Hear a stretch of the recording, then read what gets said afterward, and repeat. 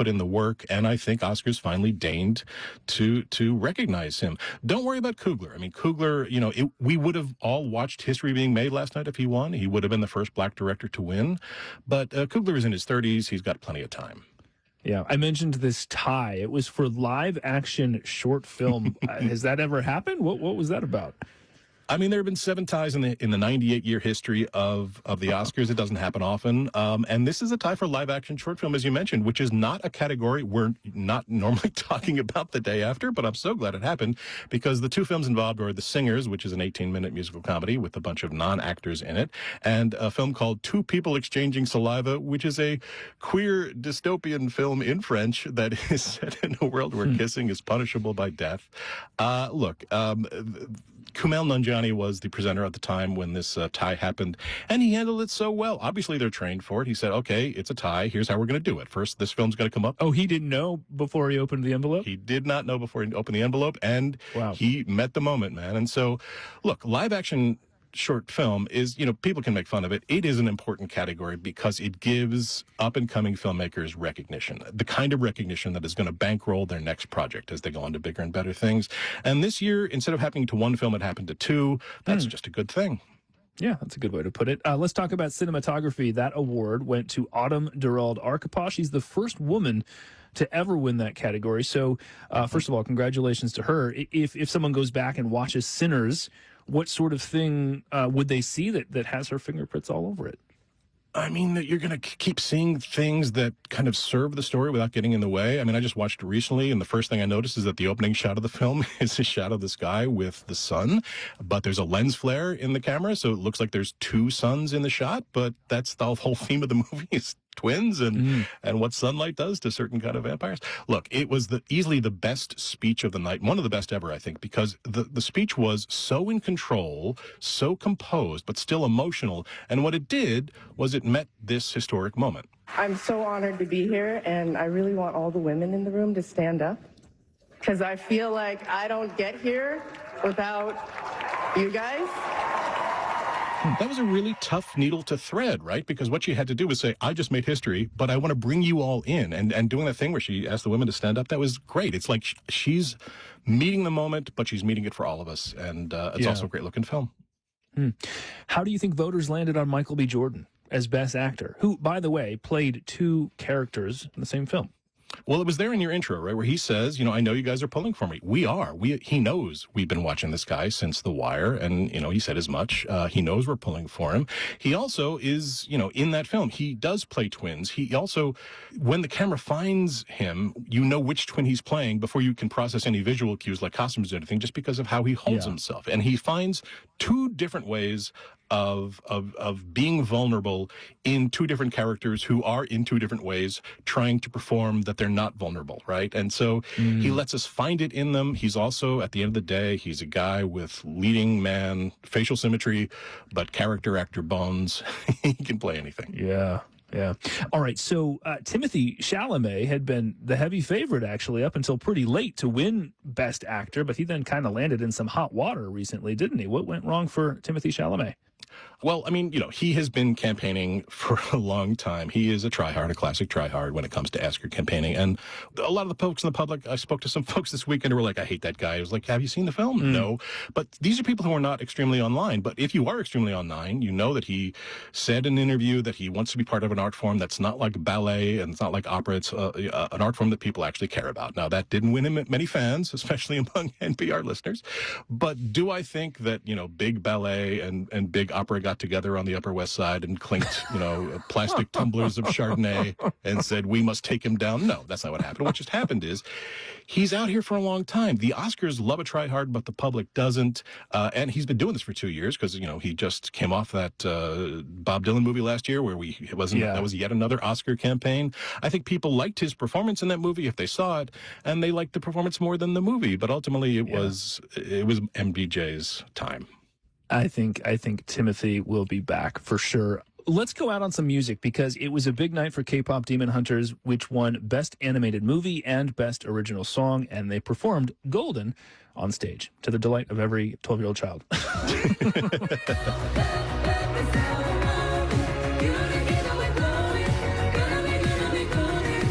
What'd you think of that moment? I mean, I thought, hey, we're getting a production number. Talk about old school. I thought they were going to do that for all 5 songs, but they didn't. They just did the 2 best songs, or let's just say the 2 most up-tempo songs. And then they threw out a QR code so you could listen to the other 3, which I thought was pretty cheap. But look, production numbers are great. If you do it on stage, it's cheesy and cringe, but there's something about knowing it's cheesy and cringe and doing it anyway, which is not cheesy and cringe. I don't know if that makes sense, but that's the way I felt. Glenn Weldon hosts the NPR podcast Pop Culture Happy Hour. You can listen to Glenn and his co-host break down the Oscars in your podcast feed today. Thanks so much, Glenn. Appreciate it. Thank you, Peter. It's Here and Now.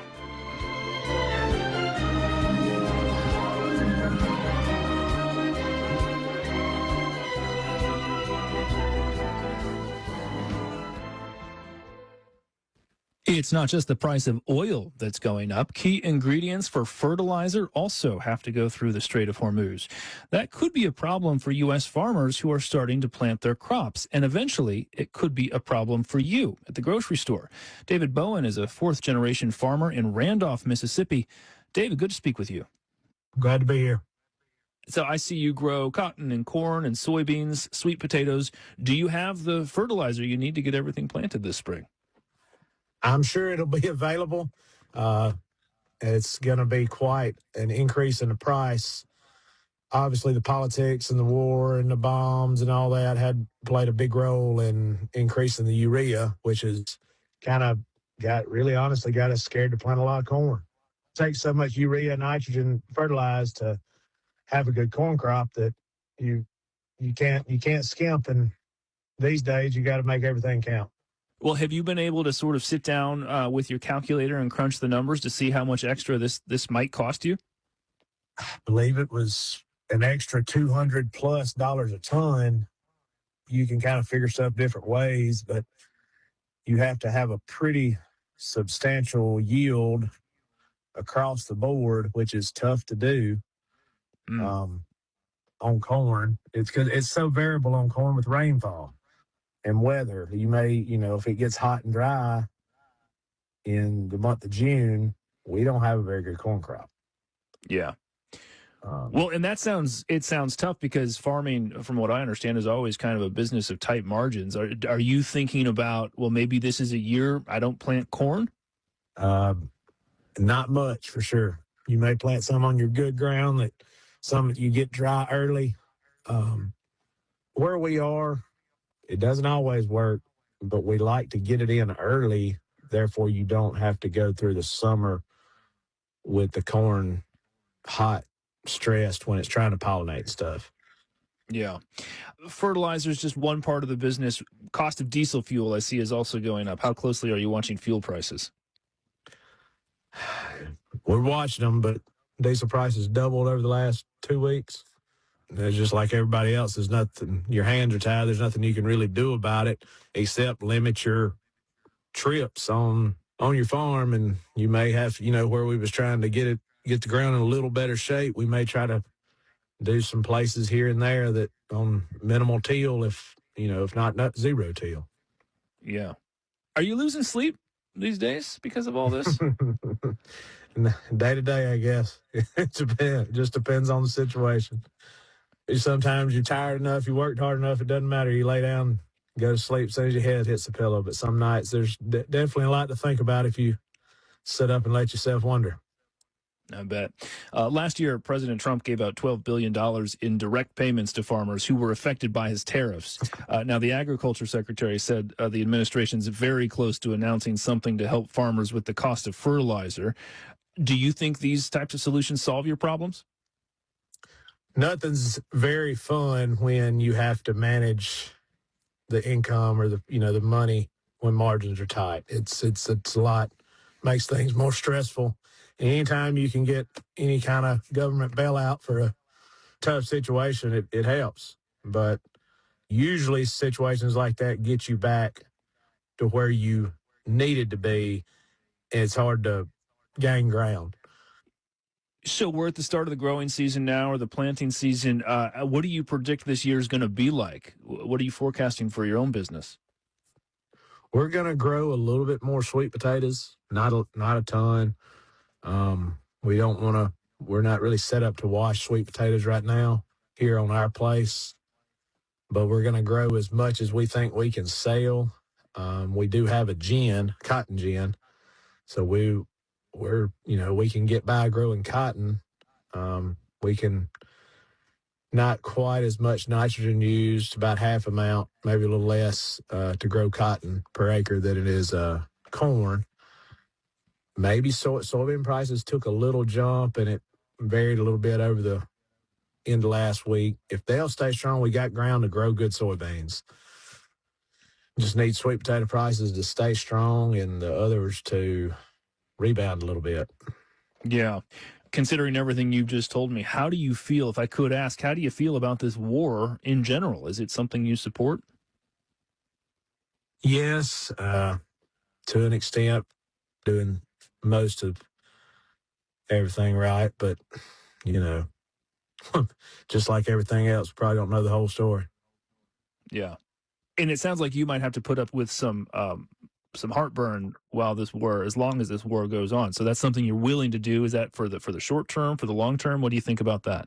Well, you don't want these type of situations to rock on very long in any type of business. But no, it would much rather be short term than long term. Need to solve the problems quick, fast, and in a hurry, and move on. David Bowen is a fourth-generation farmer in Randolph, Mississippi. David, thank you so much for your time. Thank you. You're listening to Hear It Now.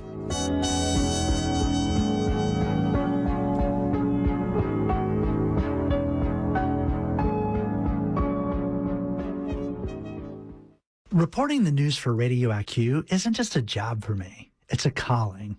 I grew up in Western Virginia, and after I moved away for college, I couldn't help but track all the news happening back home.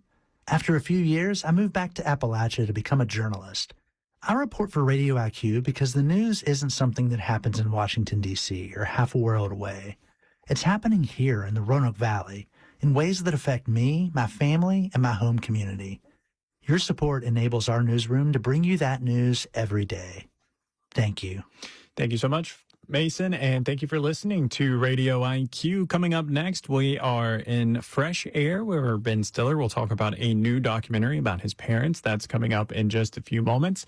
But we just wanted to take just a few short seconds here at the bottom of the hour, right before 2 o'clock, to ask you to support all of the programming here at Radio IQ. Listener support makes up the largest share of the operating budget here at the station, and you can help ensure that that continues into the future. We've heard from 13 folks so far this hour. Let's get that up to 15. You can do that at radioiq.org or call 1-800-856-8900. Nick Gilmore here with Fred Eccles.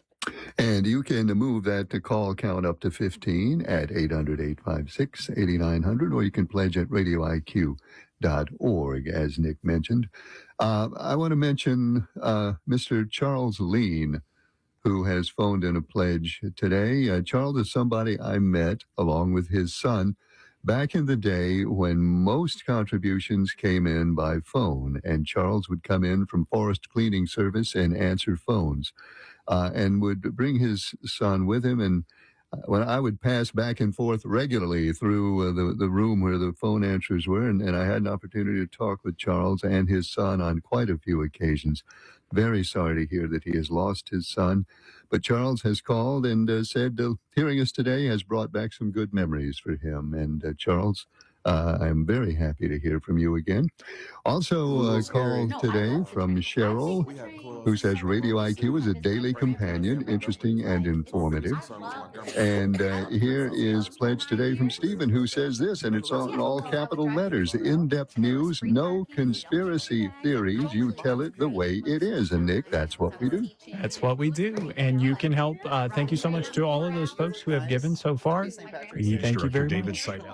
You to discover Virginia on Demand, a weekday podcast from Radio IQ with news and featured stories from our newsroom and contributors. Subscribe to Virginia on Demand wherever you get your podcasts. You're listening to Radio IQ on WVTF Roanoke, WRIQ Charles City Richmond, WVTU Charlottesville, WVTW Charlottesville, WVTR Marion, WISC FM Wise, WQIQ Spotsylvania, WIUR Lexington, WEHC Emory, HD3 of WURV Richmond, and on 92.5 Richmond and 94.9 Fredericksburg.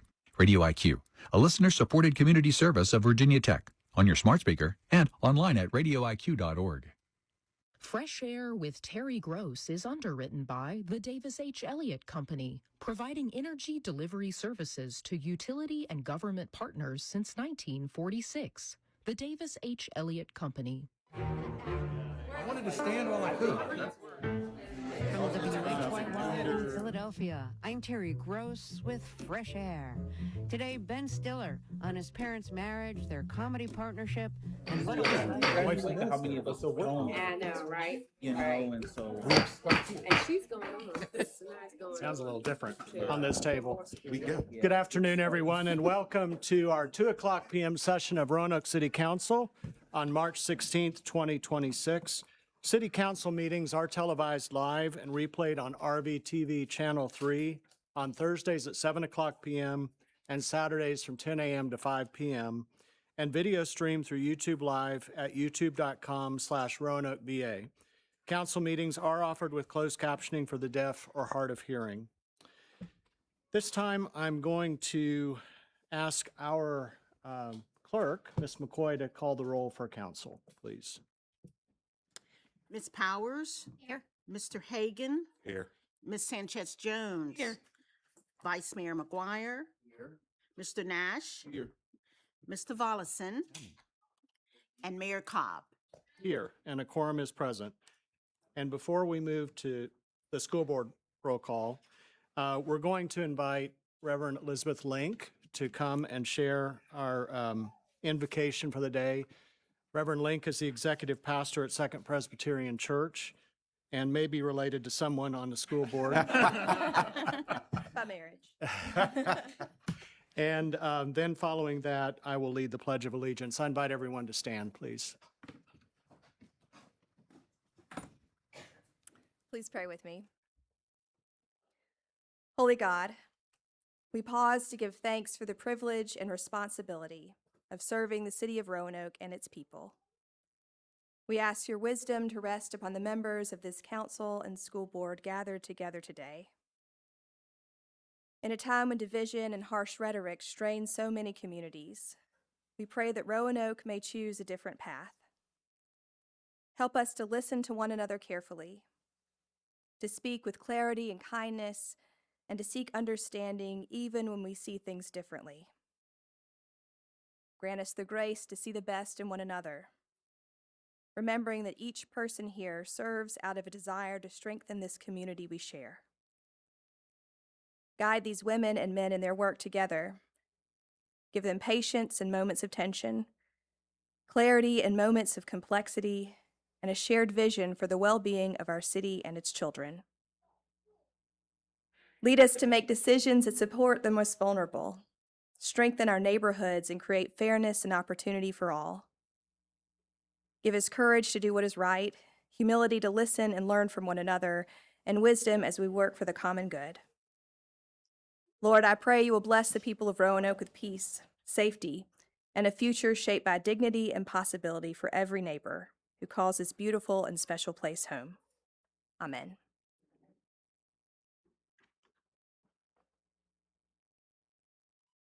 I pledge allegiance to the flag of the United States of America and to the republic for which it stands, one nation, under God, indivisible, with liberty and justice for all.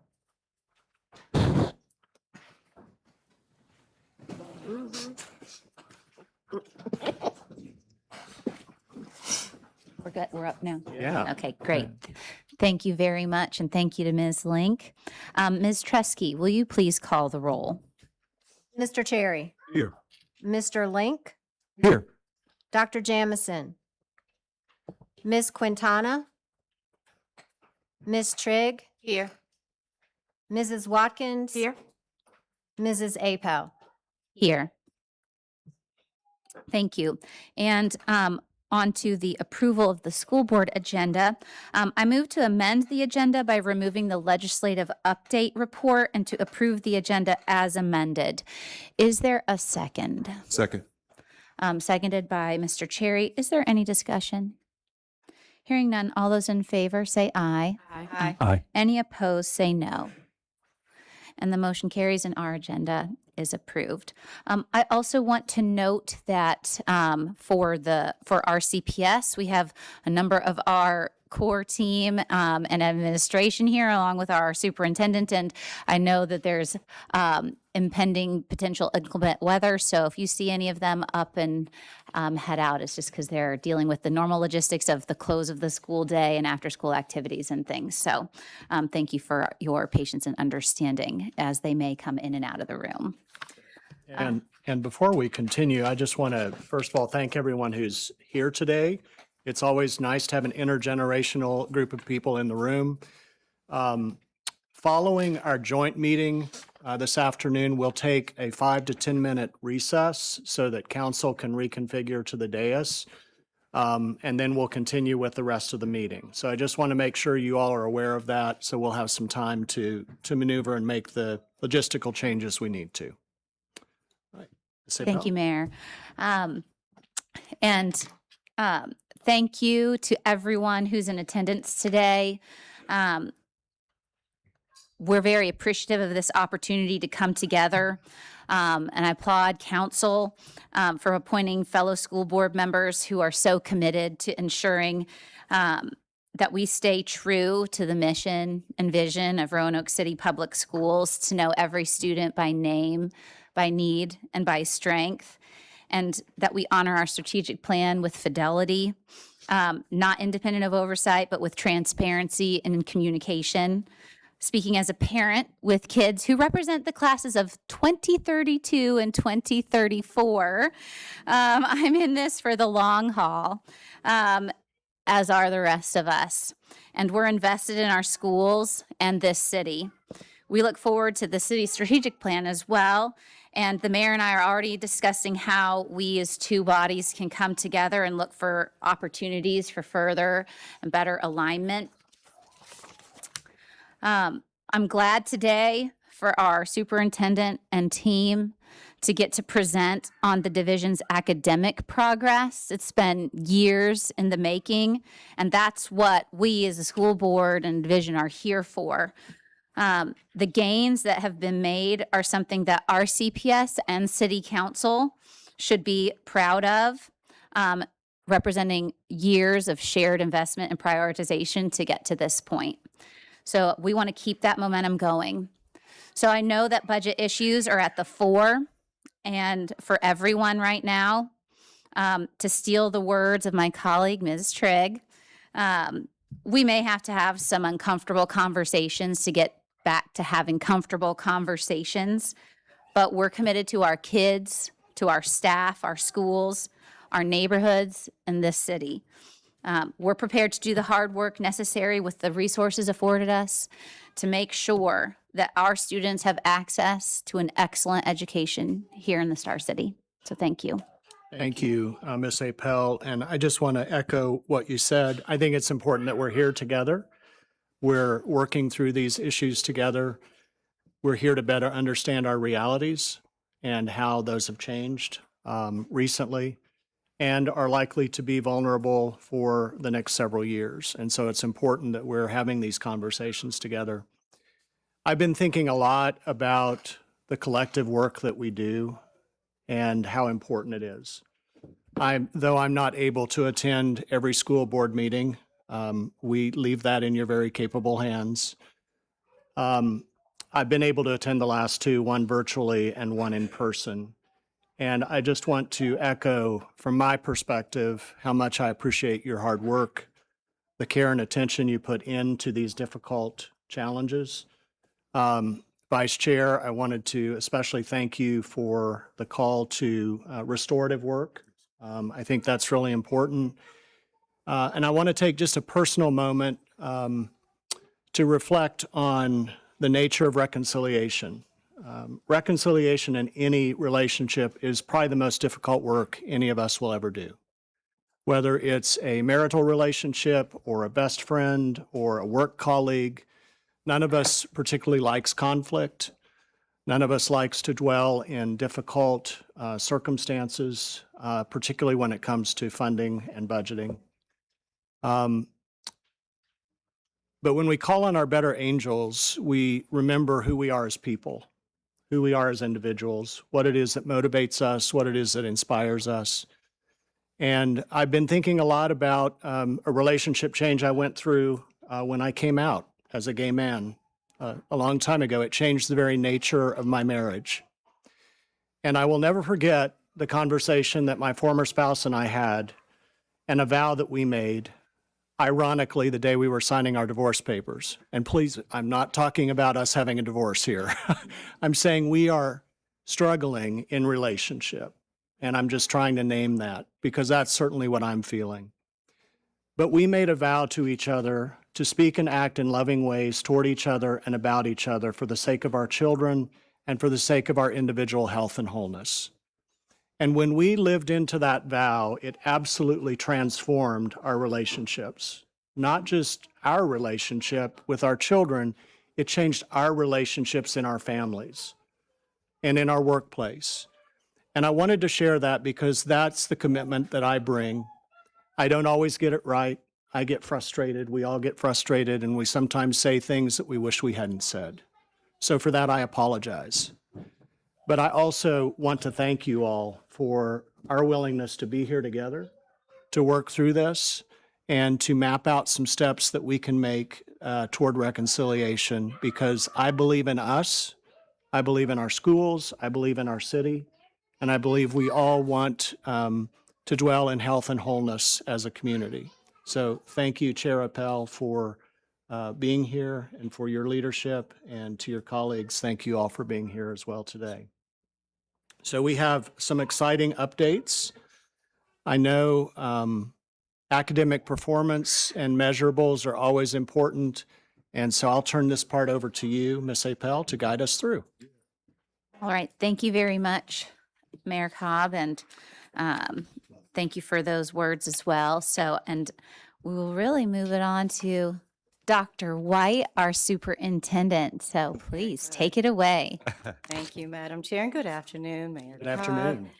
Vice Mayor McGuire, City Council members, Madam Chair, Mr. Vice Chair, members of the school board, and to other guests who are in person and those who are watching. Thank you for having us here this afternoon. And I do also want to thank our staff members who are here with us today, as well as several parents and teachers that I see in support of our schools. But I also would like to thank the most important people in the room, the children that we have here in our room. Because they are at the heart of everything that we do. So in the interest of time, we have your requested topics, and we're going to provide some updates, as the Mayor said, and as Chair Appel said as well. Again, you have jointly requested updates on a few things, on academic performance, on the boundary, and as well as on capital projects. And we will pause in between each topic so that you have an opportunity to have discussion and ask any questions that you may have. So let's start with an update on the academic performance side of things. And what you're going to hear today, Chair Appel has already alluded to, and that is what we're doing is working in Roanoke City Public Schools when it comes to not only construction, but also instruction, which is at the core of our work. So the result of this intentional work, it's really about being all in, and knowing our students, as Chair Appel said, by name, need, and strength. And so first, I would like to share a reminder of who we are, because for those who may be tuning in and who need a kind of a broader context of who we are, I'd like to use that always as our starting point. These are things that I know that as council and school board you already know, but I want to make sure that everyone tuning in and everyone here present understands our demographics. So we serve, as you know, approximately 14,000 students. And this is based on the end of the 24-25 school year. These are those numbers that you see there. And so our enrollment has remained quite steady over the years.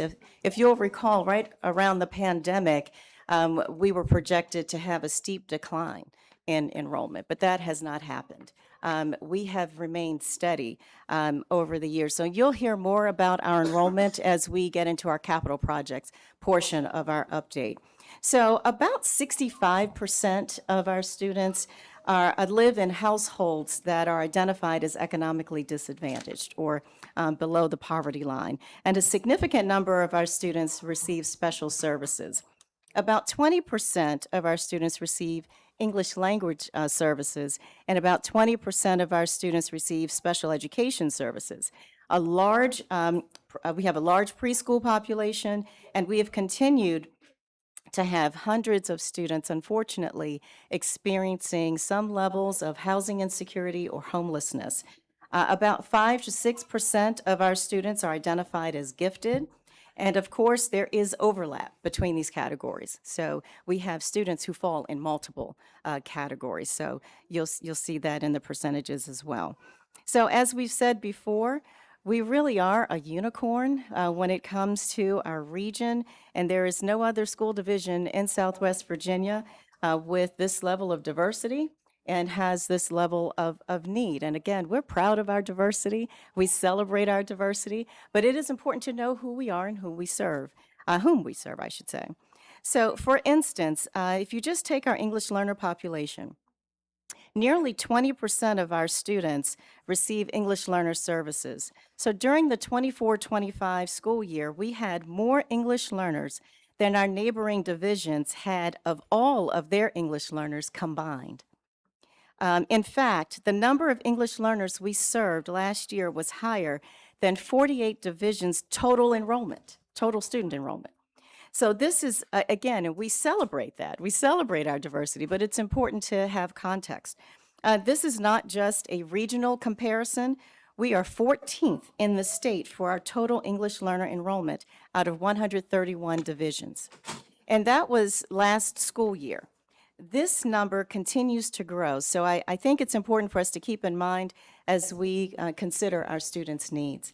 And so this afternoon, we're going to share an overview of our student performance data over the last few years. And again, what you will see is that what we're doing is working. And so we'll share the how and the why behind the what of the data so that you have a full context. So let's start with accreditation. 1 year ago, 5 of our schools were accredited with conditions. We are very proud to share that all of our schools are now fully accredited.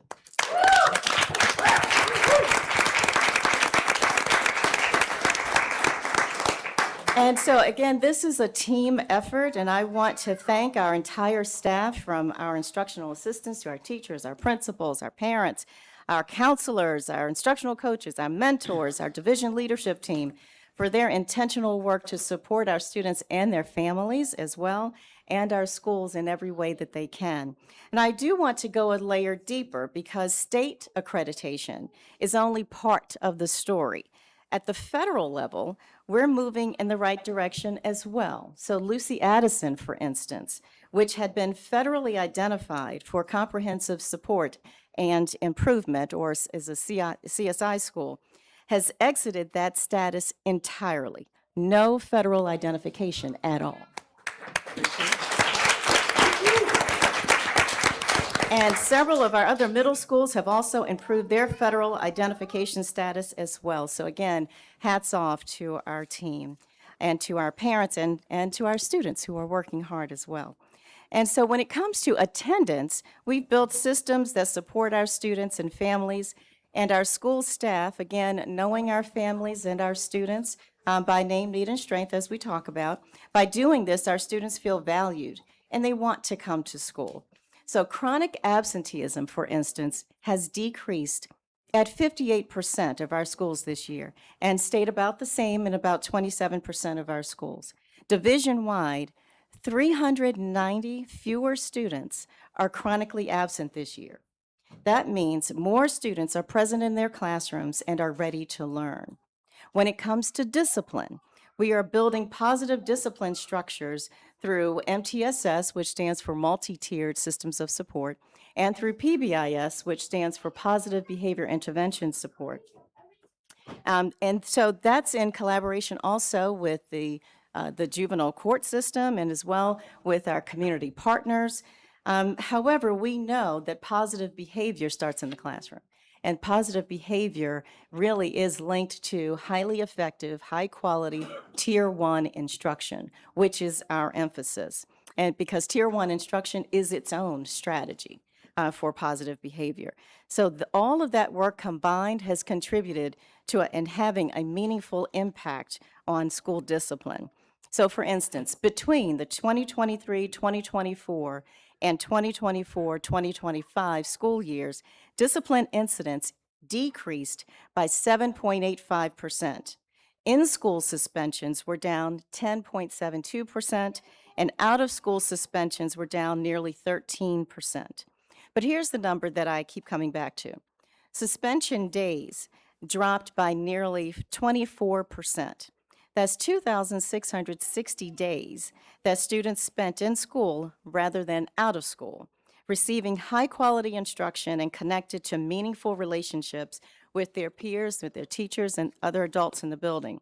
This year, comparing first semesters, suspension days are down another 4.6%, which is 25.7% over the last 2 years.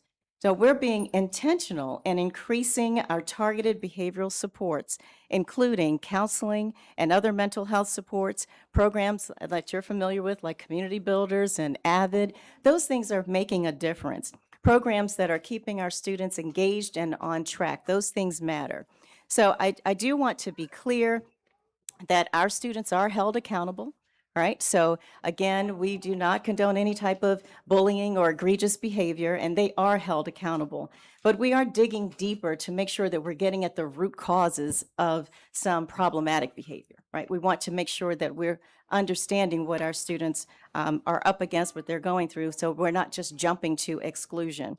So part of this nuance is also that many of our students are kind of repeat offenders, if you will. So there is a level of recidivism that we do have to take into account and have to look into, and that we are monitoring and that we're engaging with those students and families every day to understand why they continue to get in trouble. So some of those numbers that you see there have to do with some of that recidivism.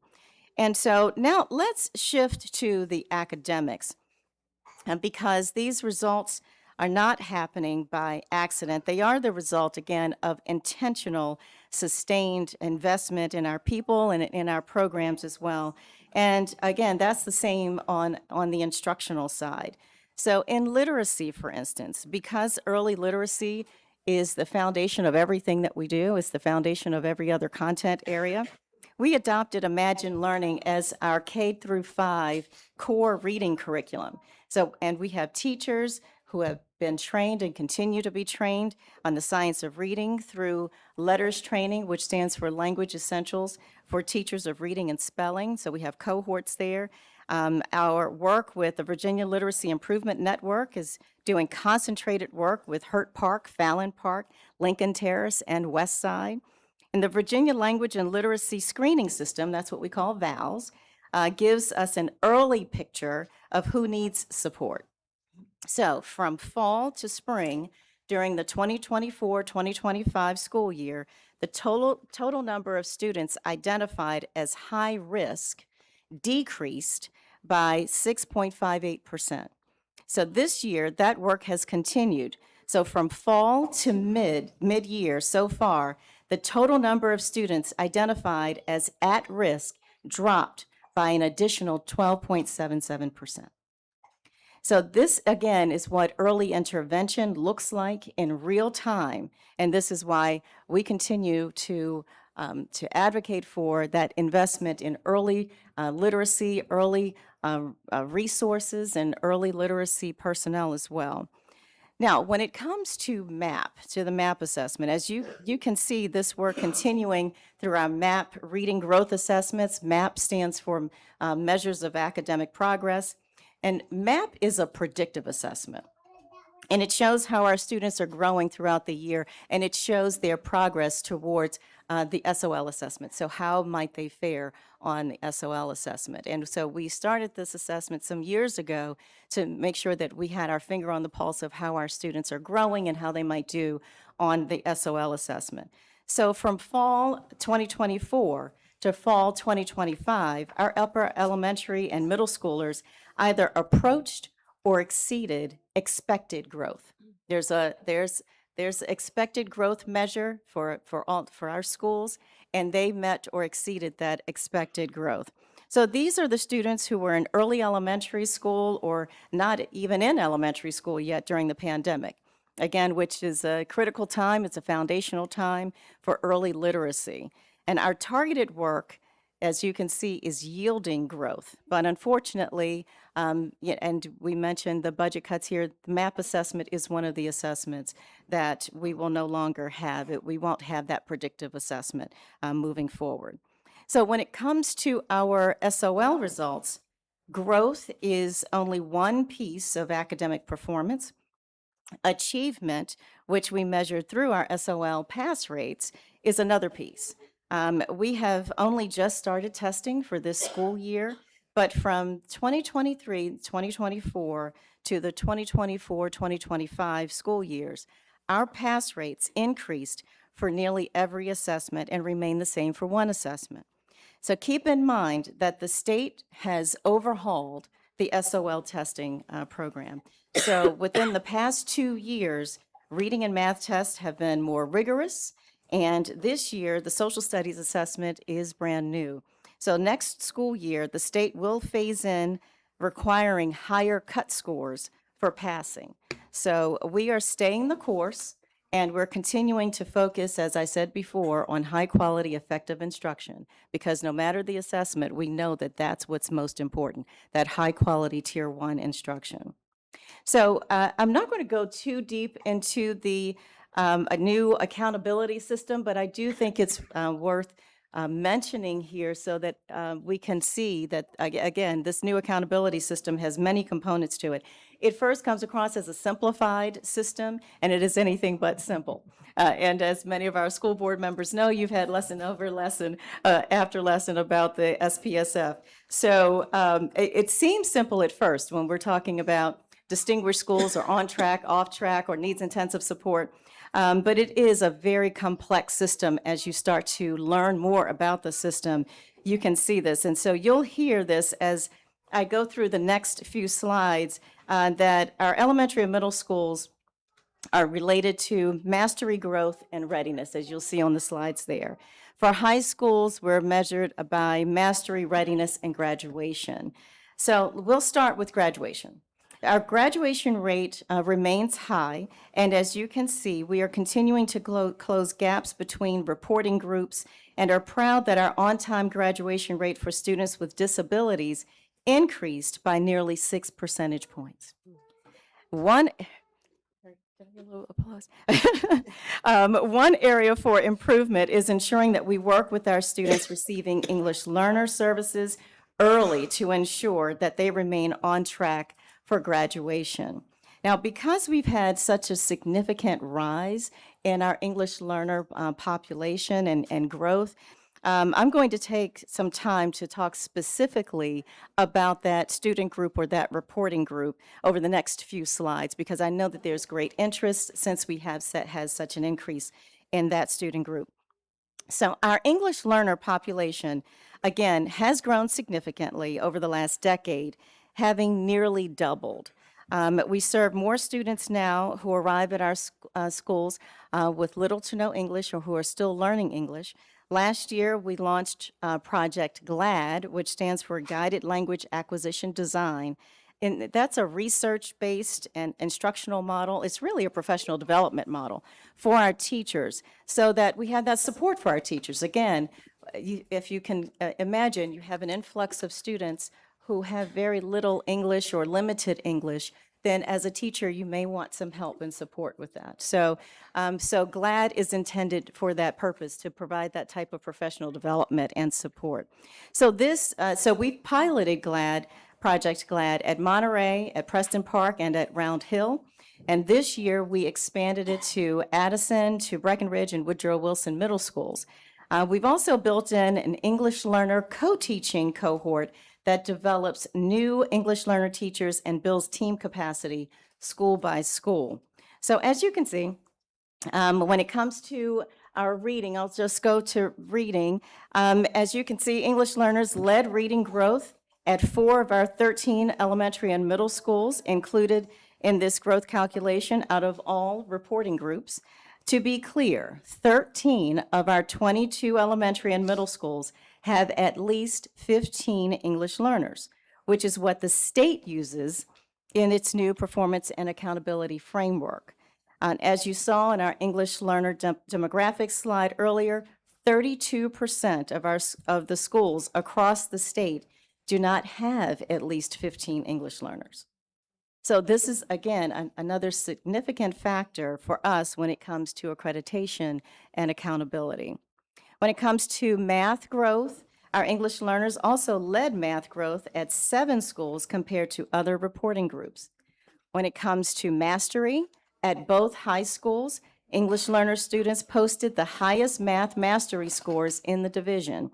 Patrick Henry at 96% of the mastery points, and William Fleming at 99% of the mastery points. And then there's Fallon Park. 1 year ago, Fallon Park was conditionally accredited. This year, Fallon Park had the highest English learner progress of any school in this division and ranked in the top 15% of all schools in the Commonwealth of Virginia. Awesome.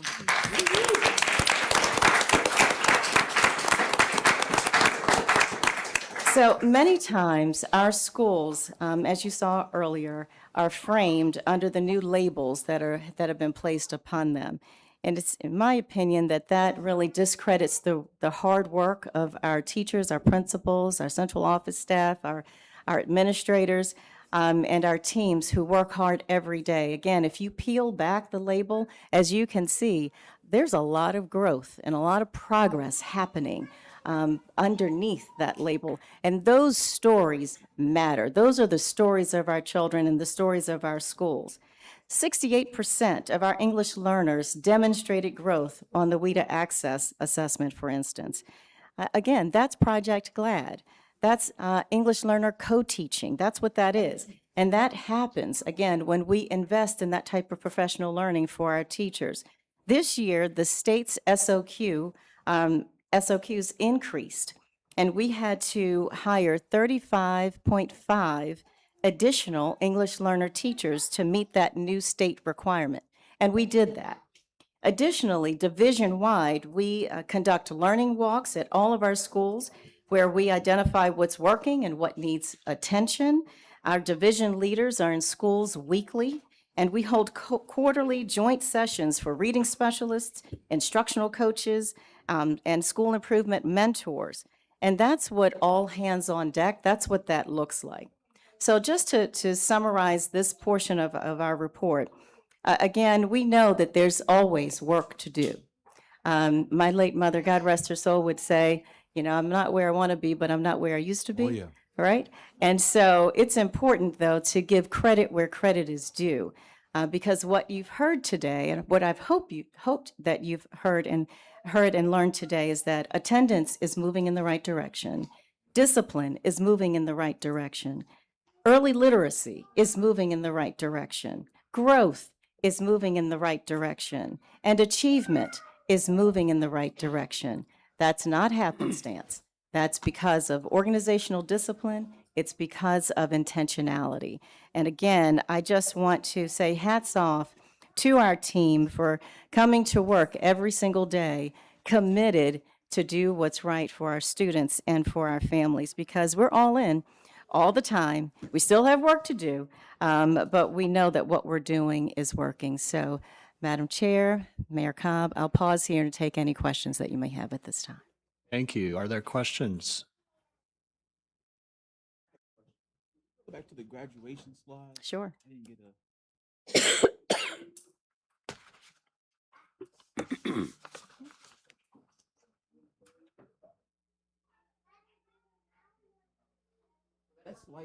that slight decrease from the 2024 cohort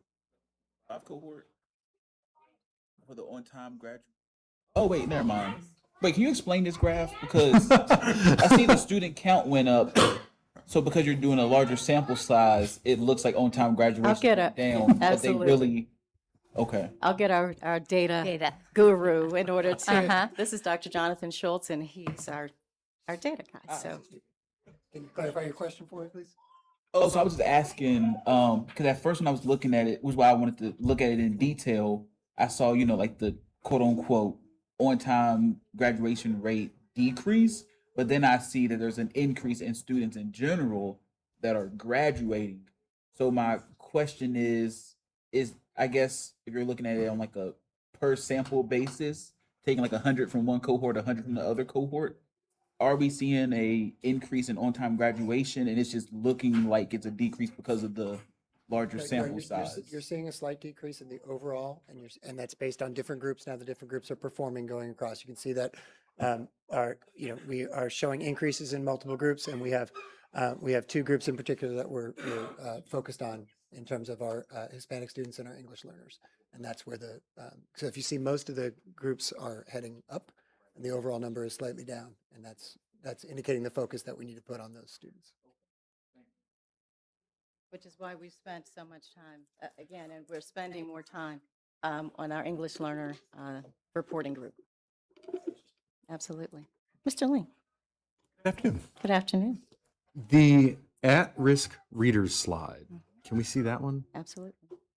Mhm.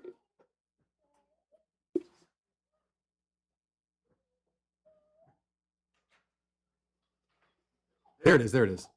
So K, 2, and 3 are doing exactly what you would expect. You identify more high-risk students earlier in the year than they are late in the year. Mm-hmm. First grade is funny. Is that just the uniqueness of that group of students that year? Is there any other discernible reason as to why that year's funny? Yep, coming up. This is Dr. Cindy Williams. She's our Chief Academic Officer. Thank you. Thank you. Okay. Good afternoon. So I will share with you that our VALS assessment in first grade requires our students to grow a larger amount. It's a more difficult test for first graders because of the expectation. Okay. And so our state actually saw the same pattern and trend that our first graders decreased because the test is exceptionally hard at first grade. Okay.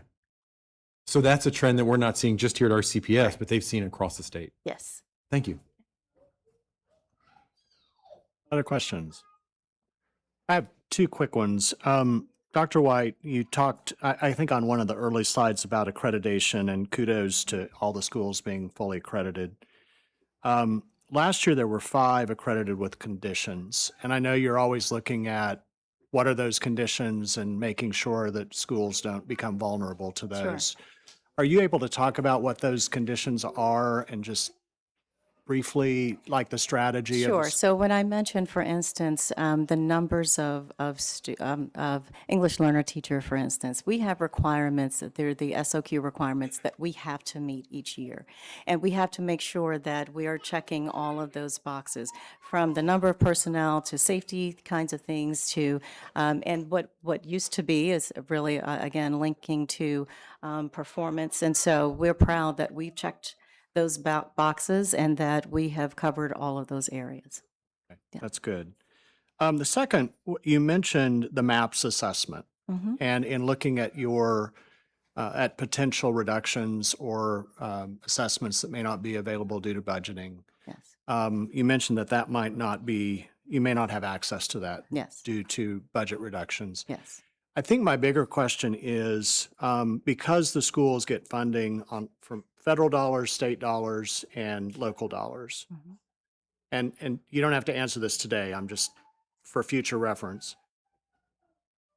Would this MAPS assessment be one of those things that's strictly funded through local dollars, or is that funded as well through state or federal? I'm trying to understand what in your budget may be just locally funded, and I'm not quite sure we tease it out in that way. Yeah, I mean, I will say we don't use federal dollars to fund this particular assessment program. All of our federal dollars are identified for primarily sort of school-specific needs and that sort of thing. But some of our state monies are fairly flexible, that we have options. So certainly we don't break that down in terms of when we pay the bill for the map assessment, that's coming out of a local pot versus a state pot per se. But we can use both local or state monies for that purpose. So it's just one of those items when we're looking at the budget as a whole. Right. That yeah, there's only so much available. We have a lot of things we want to do. This is one of those items that is kind of on the list of potential. So this is, I guess, part of what I'm asking is this an additional assessment that you all have found helpful in the measurements that you're doing, and would like to continue it? Yes. Right. Yes. Okay. Yes. Again, it's helpful to have that when you have great need. It's important for us to be able to monitor our students' performance along the way. And so this has been another tool for our teachers to be able to monitor our students' performance and to predict. Again, we have predictive assessments, we have periodic assessments. So you may have heard about benchmark assessments and those kinds of things.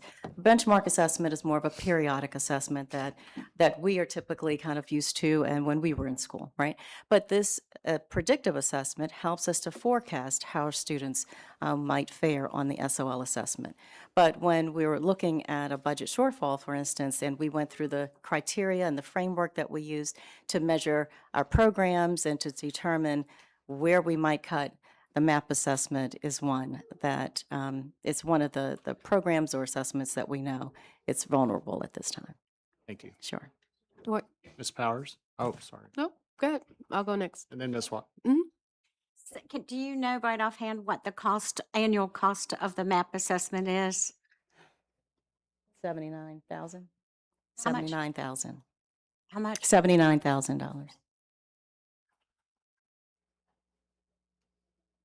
Watkins. Wanted to make sure she was done. Okay.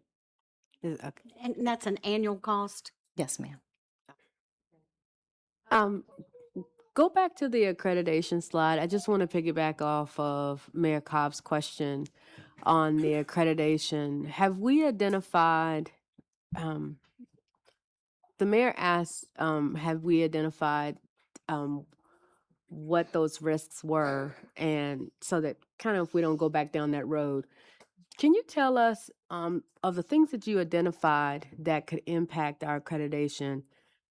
Are any of those things tied to our funding? Are we at risk because of funding for Absolutely. full Yes. accreditation for these schools? And if so, what?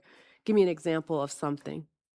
I'm going to ask Mrs. Jackson to come up. She can think of an example off the top of her head, but quicker than I can. I mean, the main way it's tied is that we are required to meet the standards of quality, the SOQs, as Dr. White was mentioning. So we have to make sure that we are staffing at least to that minimum level. So that's an important thing budgetarily that we have to pay attention to ensure we stay fully accredited, that we are budgeting for all of those positions. So for example, we would have had an accreditation issue if we had not met that new standard that came into play. That's why we had to add so many English learner teachers in the last year, because the state changed that requirement.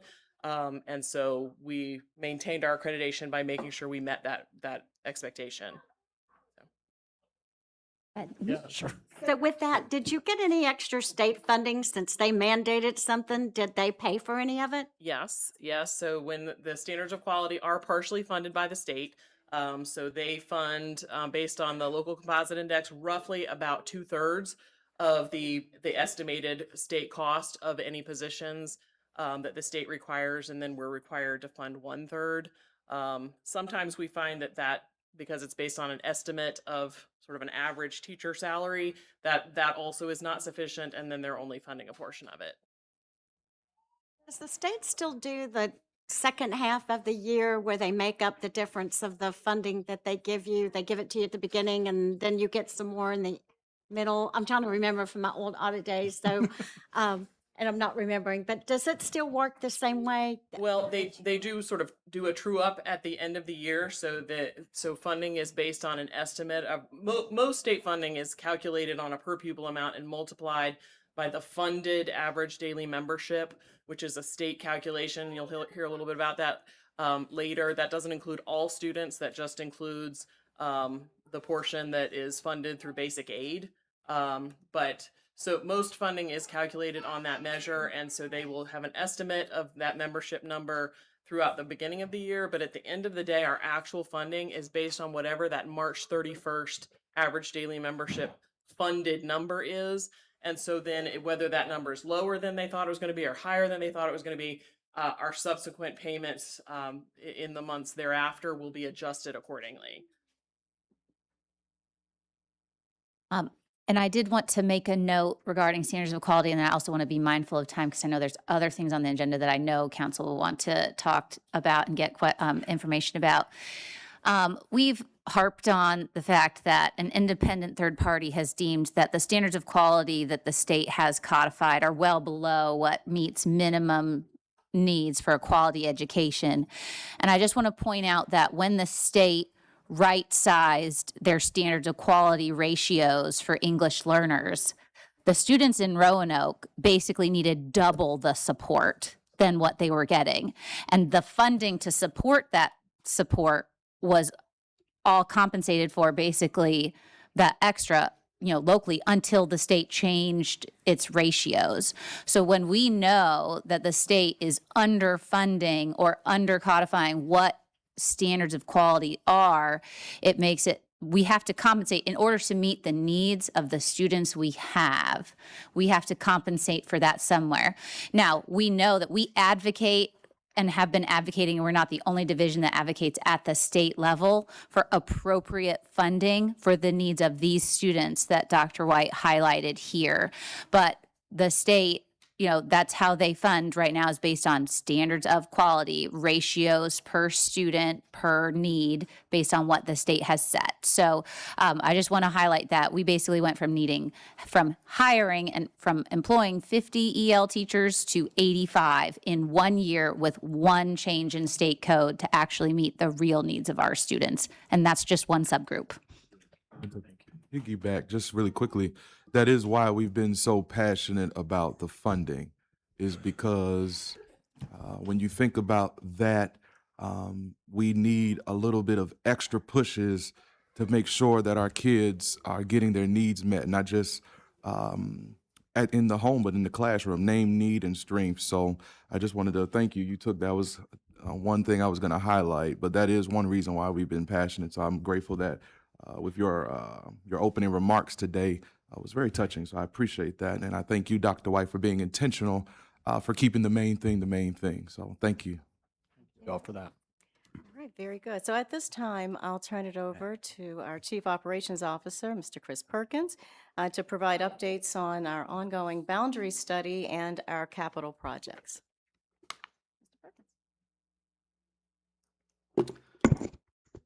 Hi, good afternoon, Mr. Mayor, Madam Chair, Mr. Vice Chair, Mr. Vice Mayor, members of the board, and members of City Council. I bring to you at your request updates on certain items. Let me give a caveat.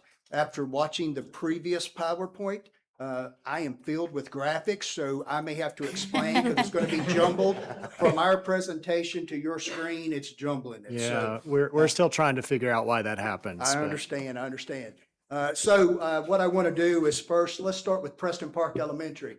During the winter months, we had significant progress. We actually made up 5.5 weeks that we had fallen behind. Once we encapsulated that with the exterior of that building, we made up a lot of time. And we're also, because we have made up that time, demolition will actually start as soon as school is out for the existing school that they're in now. We will move that staff to Breckenridge so they can work through the summer. The number one thing we want to mention about this project, it is on time and on budget. So that's fantastic. Also, as a reminder to you, the funding the funding lines that we use to fund this project. It's about a $44 million project with contingency. About 16 million of that came from our past capital improvement fund and the SCAP grant, which is the school's construction assistant program through the state. So that was a lot of help there to move forward. Next, for capital needs for fiscal year 27, in our process, we have submissions from each school. We had 22 school submissions, 27 new projects were requested. Of those, 9 were capital improvement projects. These are the larger projects with the larger dollar attached to them. For previous and current submissions, we have about 5.1 that are unfunded for capital improvement and about 3.8 that are unfunded for capital maintenance. None of these numbers include the high school overcrowding estimates, and there's a reason why. First, we're grateful for the one-time funding provided in the appropriation of $4.3 million. However, without a sustainable continuing cost, without a sustainable fund source now, continuing costs, we're worried that we cannot meet that. So we put that project on hold for further discussion. We have used 2 independent reports to look at how we address our facilities and how we look at the boundary study.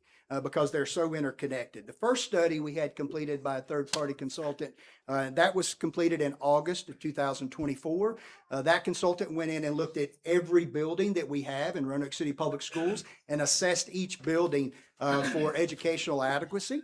Then we took that report and brought to you at several past joint meetings updates from that report involving high school overcrowding and our elementary schools that are in need. The second report that we're using to guide our boundary study is we're working with a third-party expert that is a nationally recognized expert in school planning. That report was finished March 5th, and I'll highlight some of both reports as I move through the presentation. First, I want to make sure that we're clear on enrollment data.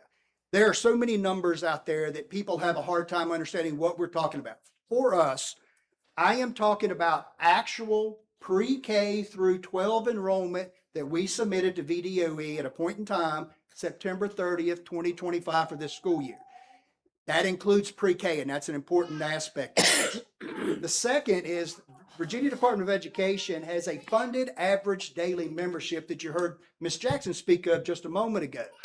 That was based on March 31st, 2024 number of 1,200 or 12,789. You may have seen that in a report that City Council received in November of this year, 2025. And then next, it's been in the news, Weldon Cooper. Weldon Cooper uses K-12 enrollment. So it eliminates pre-K. We're worried about who's actually in our schools. That's important. And they worry about K-12 for estimates. For the average daily membership for funded schools, they eliminate pre-K and they eliminate students with intensive support needs. So because those come from a different funding formula, and trust me, they don't fund that same way they do with our SOQ. We have to, provide extra money for that. So for the purposes of what I'm going to talk about going forward in this presentation, we are looking at actual pre-K enrollment from September 30th, a point in time that we send to DOE. Keep in mind that fluctuates throughout the year. Students come and go, and those numbers are, any point in time could be different. So here's where I'm worried that the graphics are going to kind of blow up here, but we're going to give it a shot.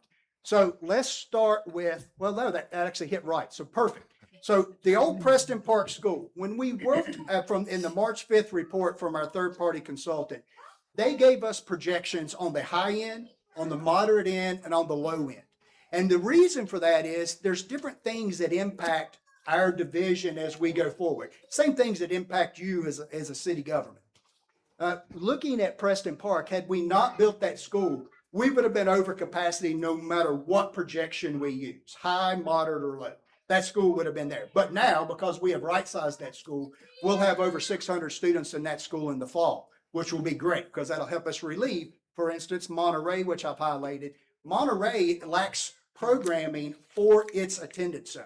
They have no preschool. So all the preschoolers that go to Monterey have to go to somewhere else. And that's a transportation issue because we have to bus them somewhere else. They also can't support self-contained classrooms for students with disabilities. They don't have enough room for that. So by bringing Preston Park online, it helps us address Monterey as an example. Moving forward, you heard me talk about the study, the feasibility study conducted by Spectrum, our third-party consultant. In that study, they identified 3 elementary schools in our district that are deemed educationally inadequate. Now, let me explain that. That does not mean that we can't teach in those schools. What that means is the buildings are old. They have a low profile, means low floor to ceiling. So it's not adequate by today's standards. These schools are also, if you've ever been to one of those schools, you know exactly what I'm talking about. You walk in one classroom and the kids all turn and look at you, and that's the hallway. And you walk into 4 other classrooms and disrupts every child. So there's no exterior corridor like a hallway in schools that we have now. The other thing is open campuses. If you're familiar with these schools, they have little tunnels that we built around to enclose them. Fishburne is another school that we haven't enclosed. We just encapsulated that with a fence.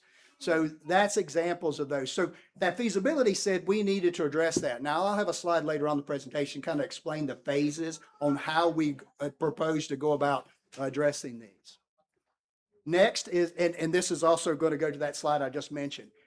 Wasena stays over capacity no matter what projection we have. Crystal Springs stays over capacity for the high projection, and Highland Park stays over capacity for the highest projection. But we intend in the third phase of this to address those capacity issues, and this is functional capacity. This is meaning having space. And let me give you a caveat on the next point, and that's the high schools. Think about, as I'm explaining this, think about this. We may have a physics class that has 12 students in it.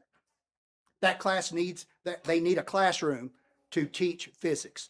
However, we may have an Algebra 1 class in the high school that may have 36 students in it. That technically, we need 2 classrooms to really break that apart and reduce that. Just imagine teaching 36 high schoolers Algebra 1.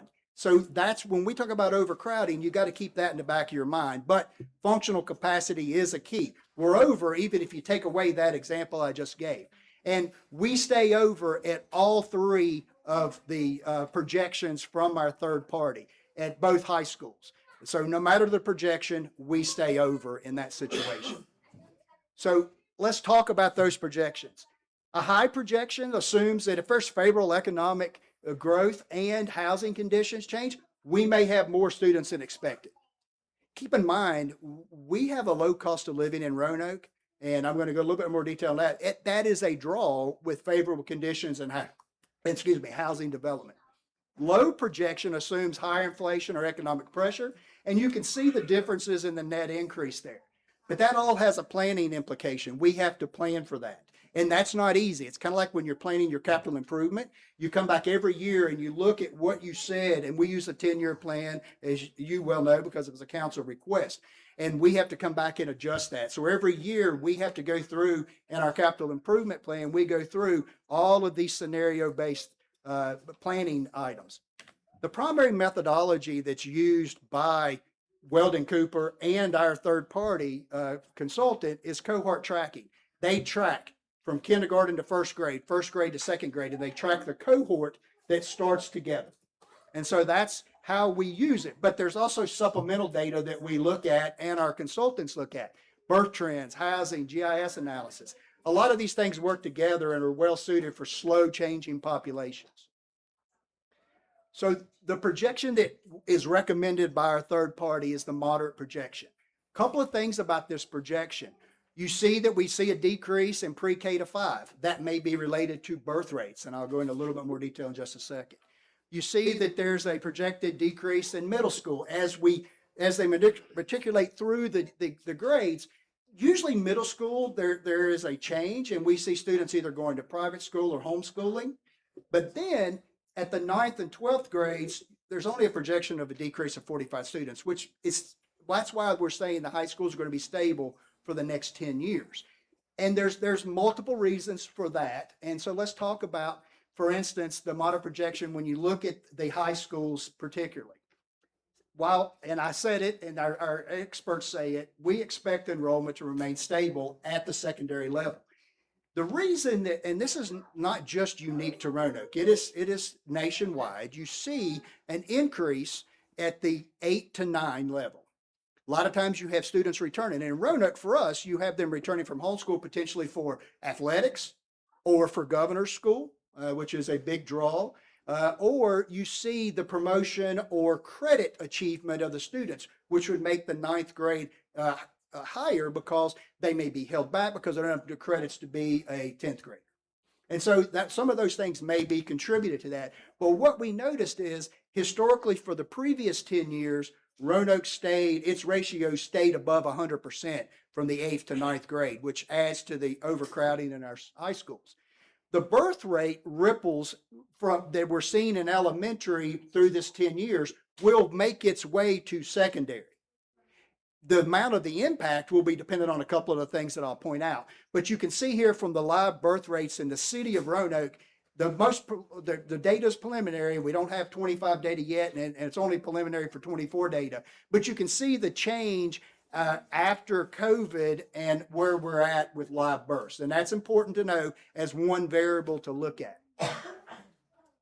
So the planning implications, just to demonstrate it, here's where you see the 8 to 9 cohort, and you can see the difference. That ratio is about 116% on average as you look at the other grades as they come through the previous 10 years.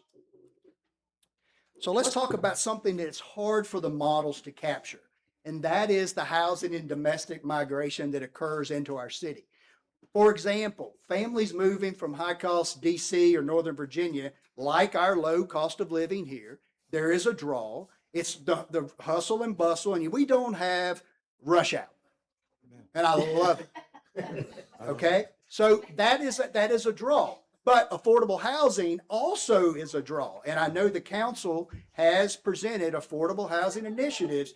Just go down 460 and you can see some of those. In fact, you can see it here in the preliminary data for multifamily dwellings that permits were issued for.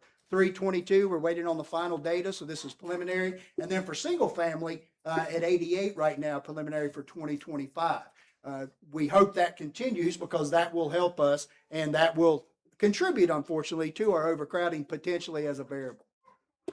Immigration volatility is another thing that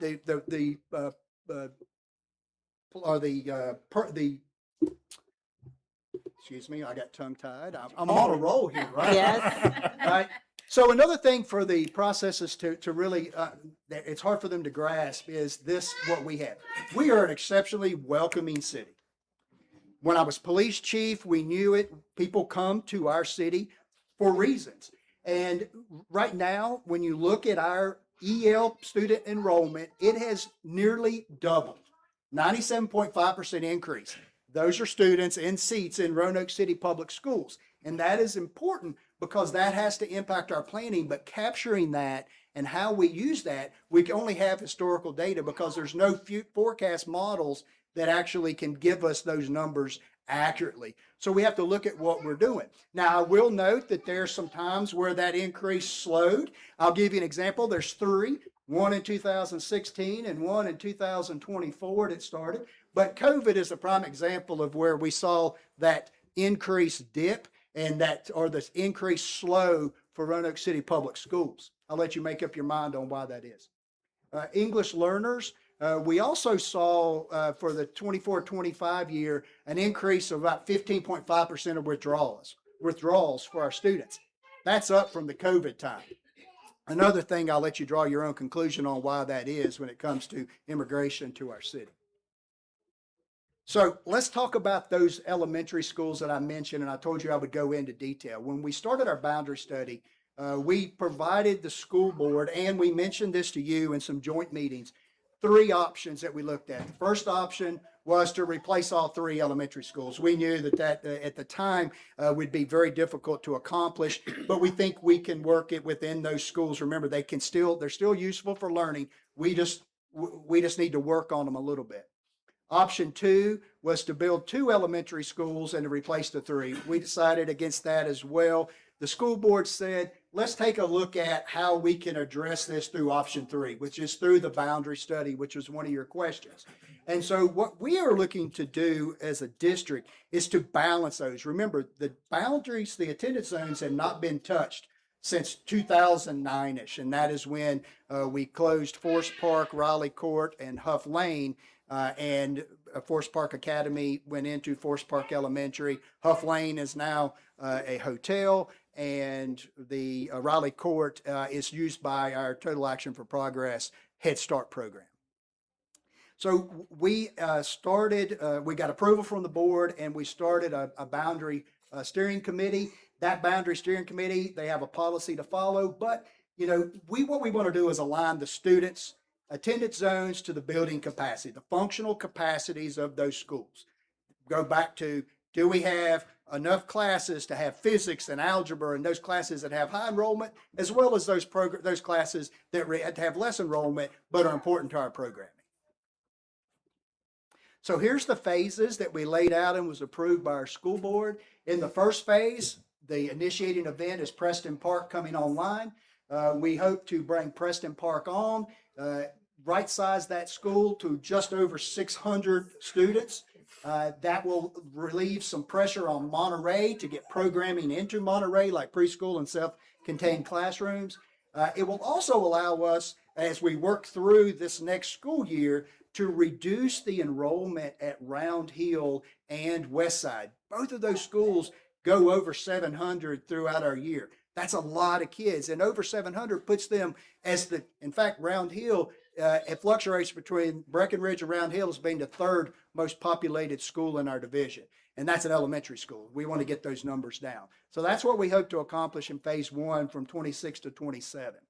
In phase 2, we're going to take that feasibility study work and the work that we're doing with the boundary study, and we're going to address programming that fits in Hurt Park, Lincoln Terrace, and Fairview to offset that with some minor renovations to get to complete that to where we're not being so disruptive for our students, and address that educational inadequacy, if you recall, those lack of corridors and low ceilings. And then in phase 3, we hope to address the overcrowding at Crystal, Wasena, Highland, and Grandin Court.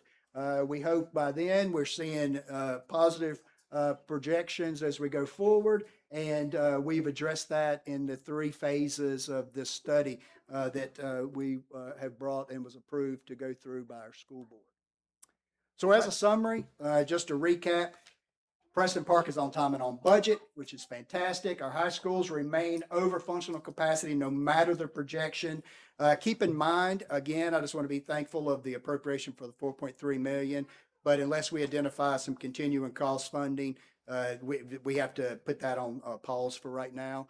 And then our boundary and program review is necessary to align our facilities to enrollment. That way, if we get to that 85%, we can make sure all the programming that's needed for that attendance zone is there and students are with their friends in their neighborhoods together. And with that, I'll take any questions that council or the board may have. Thank you, Ms. Perkins. Questions? Ms. Powers. I have a couple questions. Raleigh Court, you said that's being used by TAP. Is that that school's going to close up and they're not going to use it? Is that accurate? No, that is not accurate. TAP wants to extend the lease agreement. We are working to do that through the city attorney's office. But a portion of that building is boarded and closed. There was damage to the gym, and there's the maintenance on that building had not been kept up since 2009 when it was closed. But the section that TAP is in has been maintained. Can you go back to that page where you had the 3 options? Yes, right there. There's the last is Crystal Spring, Wasena. Crystal Spring and Wasena are the top 2 that are overcrowded that we want to address. And Highland and Grandin Court. And I just want to say thank you because I have read y'all's information about how you go about all your buildings and keeping up with them. I just want to say, great job. I love it. Y'all do a really good job. Well, let me throw out some kudos to Jeff Shawver, the former building official for the city that we hired at Roanoke City Public Schools. His team, Don Richardson, our facilities manager supervisor, Stan Robinson, our building operations director, and Greg Burgess, our capital improvement projects manager. I just wanted to mention that. I think y'all do a great job. Please tell them how much I appreciate their work. Thank you. Other questions? Mr. Nash? So for Hurt Park, Fairview, and what was Lincoln Terrace. And Lincoln Terrace, even with the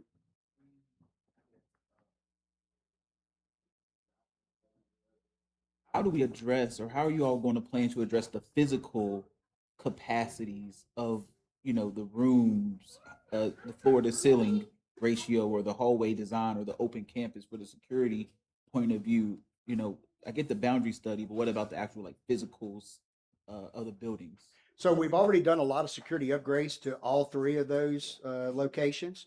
The how we plan to do that is to look at programming. Programming is important. So, for instance, the individual buildings at Lincoln Terrace, for example, one building could house a specific program that would be beneficial. Where remember at Lincoln Terrace, you don't walk through the corridors; they have actually exterior hallways, but they're in separate buildings. And so we may be able to program that school better, and that will help us. For Hurt Park, for instance, we may be able to look at opportunities for alternative education for elementary students that we would look at. We may be able to look at how we program that school when it comes to, for instance, preschool.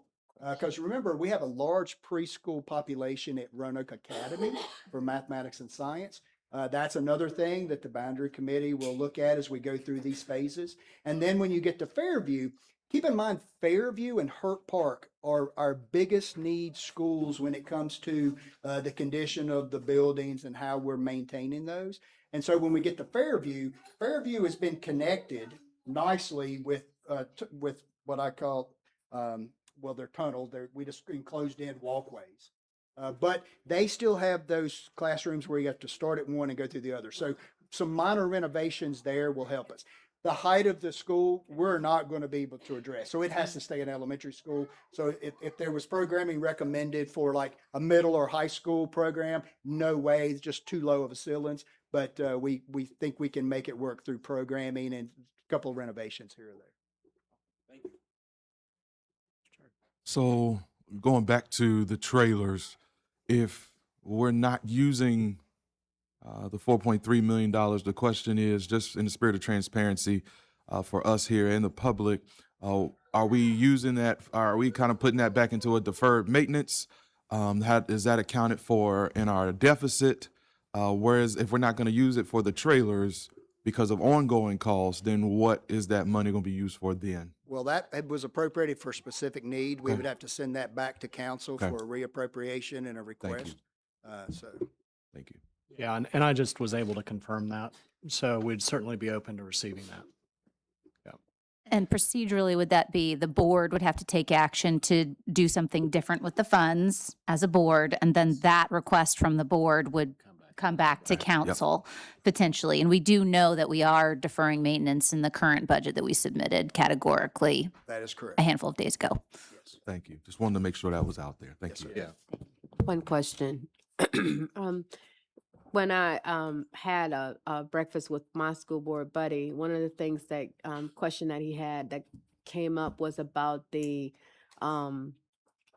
I forget what you call them, the gyms, the blow up gyms, The sprung gyms. sprung gyms, and why they can't be reused for the purposes of expanding room at our two high schools. Can you talk to those? I did see them the other day. I had to go see it for myself, and I understand, but could you explain that? Yes. So a sprung gym is essentially canvas over a metal and wood structure. To take those down would be more expensive than buying one outright at this point and relocating it. Those are old structures. They're loud. They are hard to maintain. And while it was a solution for the moment, based on the totality of circumstances the school board went with, we would like to avoid sprung structures going forward, just because of they don't last. And they're too noisy for classrooms, right? Oh, absolutely, absolutely. Yeah, you just have to stand in there. The wind flaps on the outside. Yeah. That's why it works well for gym kids, especially elementary kids. They can be very loud. I got to visit that one when we got a tour of Preston Park, and I That's got to correct. see it in its reality. I think those must have been designed around the same time as Bradford pears. Yeah, that was a great idea when they were put in, right? Until they start falling on cars. Yeah, really beautiful, but not so good. Other questions? Okay. Well, I think to wrap up, I just wanted to share a couple other things in terms of next steps that we're taking as colleagues. We've already begun conversations as colleagues around a couple of questions, and I want to share those with you all as we continue to build these out. And we've been able to talk about some of these today. First of all, what is a common shared goal we can work on together as colleagues to support both the city and our schools? And that's a broad question as well as a funding question. And then the second is, what mutual steps can we take to restore a relationship and lead to reconciliation as partners? So we're still having those conversations. Some themes are emerging through those that we're going to address and continue to work on, but I wanted to let the public know that we're doing that work. I also wanted to share just a couple of process things. The school board adopted your categorical budget, and that's been sent to city administration. We are now in the process of finishing up our budget development. So next Monday, April 23rd, the city manager, Ms. Turner, will present a proposed budget, and that's all it is. It's a proposed budget. Following that, we will have a series of community meetings, April 9th and April 16th. That's one will be at Williamson Road Library, and the other will be at South Roanoke United Methodist Church. Then we will have an additional public hearing for the budget, all moving toward a May 14th. I wish I could remember all these dates, but it's a mid-May budget adoption. Alongside that, we are in the process of, this year we have two positions on the school board. We usually have two, and three. This year's two.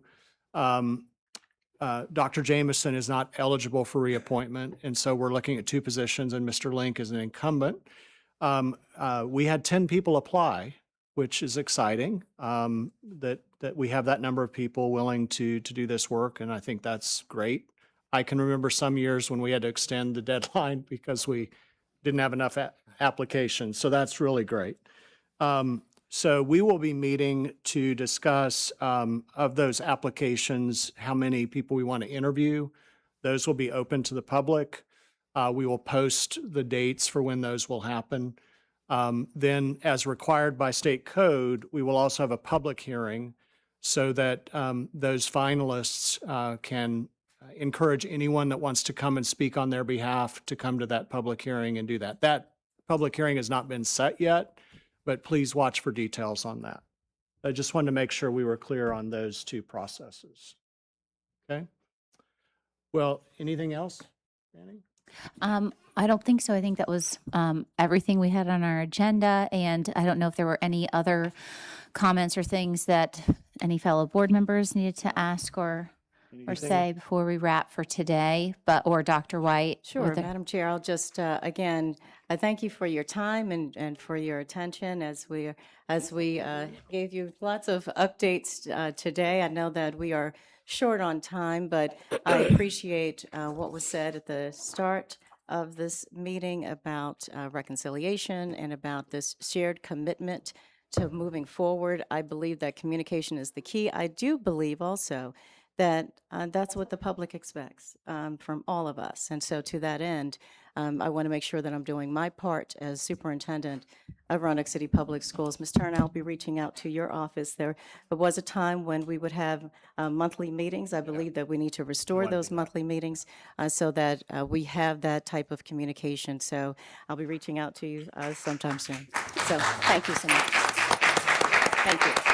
So, Dr. White, yeah. before you leave, I'm sorry. My colleague here had a very good question. We did not give an update on the Community Empowerment Center and how that's going. Absolutely. Quickly share with us how that's going. The Community Empowerment Center is rolling right along, and it's fabulous. And I'll say that because we have served thousands of individuals, families who are coming in for registration support, coming in for language support, coming in for immunization support, and we can see by the sheer numbers that it was needed. We did a needs assessment when we were at the very beginning stages of planning to ask the community what is it that they would need in order to feel supported, and that's how we planned for the Community Empowerment Center. And we can see that location is really paying off and meeting the needs that the community asks for. So I'm proud of our leadership team. I'm proud of our teachers. I know that, again, there may be times when we disagree. But I would hope that we would all agree that serving our community is so vitally important in this way, making sure that our students are engaged, that they're learning, that we're keeping our focus and our emphasis on the babies that we have behind us. I know you're not babies. I know you're not babies, but I always say that even if they have mustaches, they're still our babies, right? And so just keeping our focus that, yeah, we may not see eye to eye on every single thing, but I think on the things that are important, we can agree on those things. Yeah. And it's time to move forward. So thank you. Thank you so much. Yeah.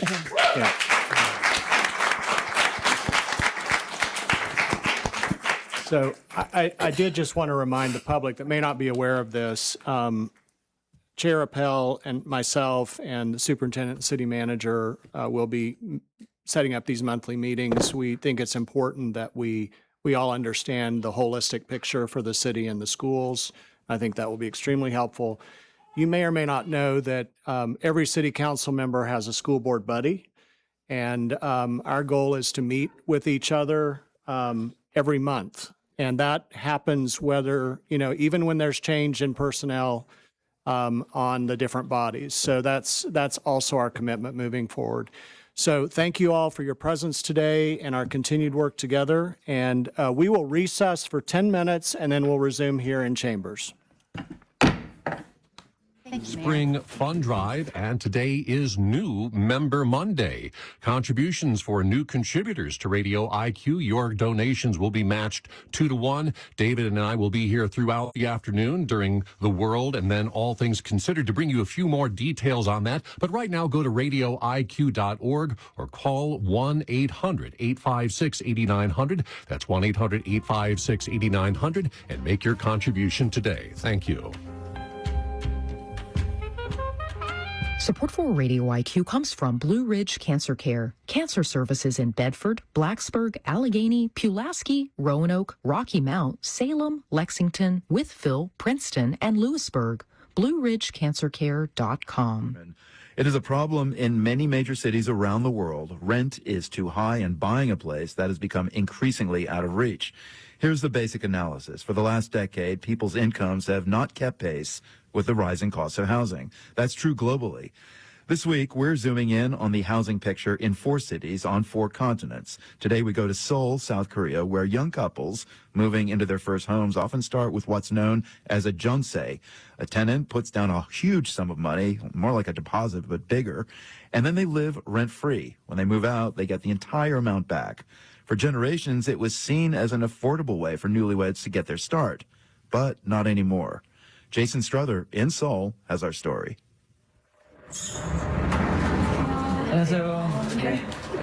Jason입니다. 반갑습니다.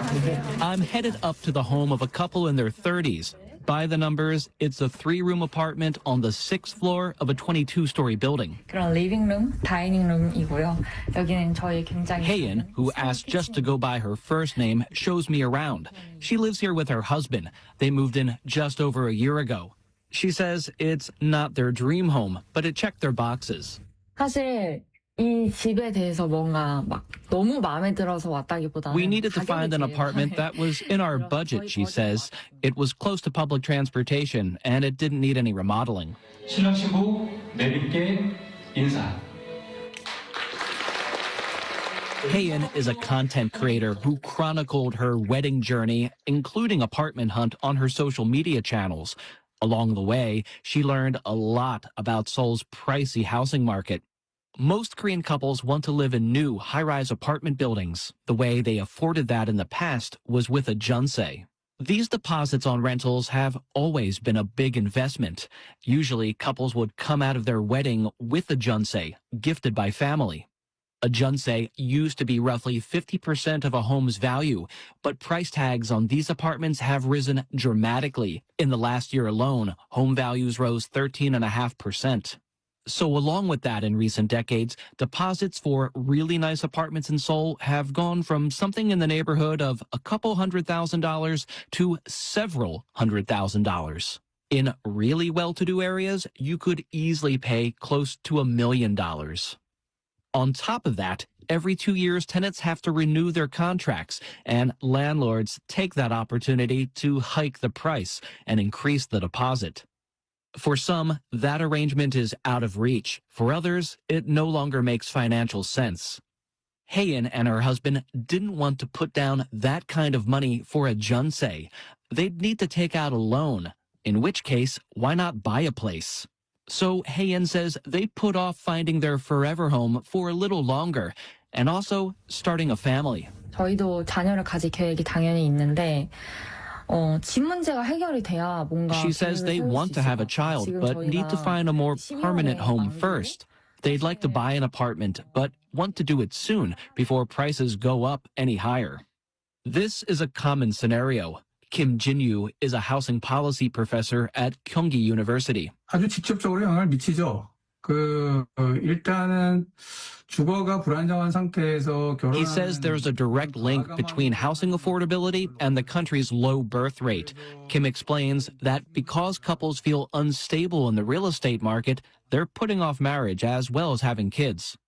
According to the Organization for Economic Cooperation and Development, South Korea is the only wealthy nation with a fertility rate below 1.0.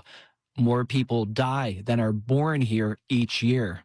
The South Korean government has called this a national emergency, and that's prompted authorities to try something new to tackle the housing affordability crisis. Seoul has expanded programs for subsidized housing that includes funding for apartments as well as low-interest loans for deposits. Ho Jungwon, a Seoul housing official, says the goal is to encourage couples to marry and have children. 인구가 줄어들게 되면은 도시의 활력이 줄어드는 부분이 큰 것 같습니다. He explains that it's unsustainable for a society if the population continues to decrease. Eventually, there won't be enough young people to work and support the elderly. Plus, just fewer young people makes a city less vibrant. The new housing programs could be making a difference. That's 2-month-old Kim Do-ok. Her father, Kim Jong-hak, and mother, Im Yuna, sent me this video. They married last year and received a low-interest junsei loan. I gave them a call after Do-ah fell asleep. 그러니까 아무래도 어쨌든 사실 결혼이 집이라는 When you're married, you can't really start your family until you find a home, Kim says. 대출이 되게 많은데 저희가 행복주택이나 이런 나라에서 지원. Im adds they applied for some other affordable housing programs, but they were very competitive, so they didn't get selected. But now they're eligible for loans meant specifically for couples who just had a baby, and if they get that, they'll move to a bigger place. For the second year in a row, the birth rate in Korea has inched up. That's according to a new government report. But housing prices are rising much faster. For The World, Jason Struther, Seoul.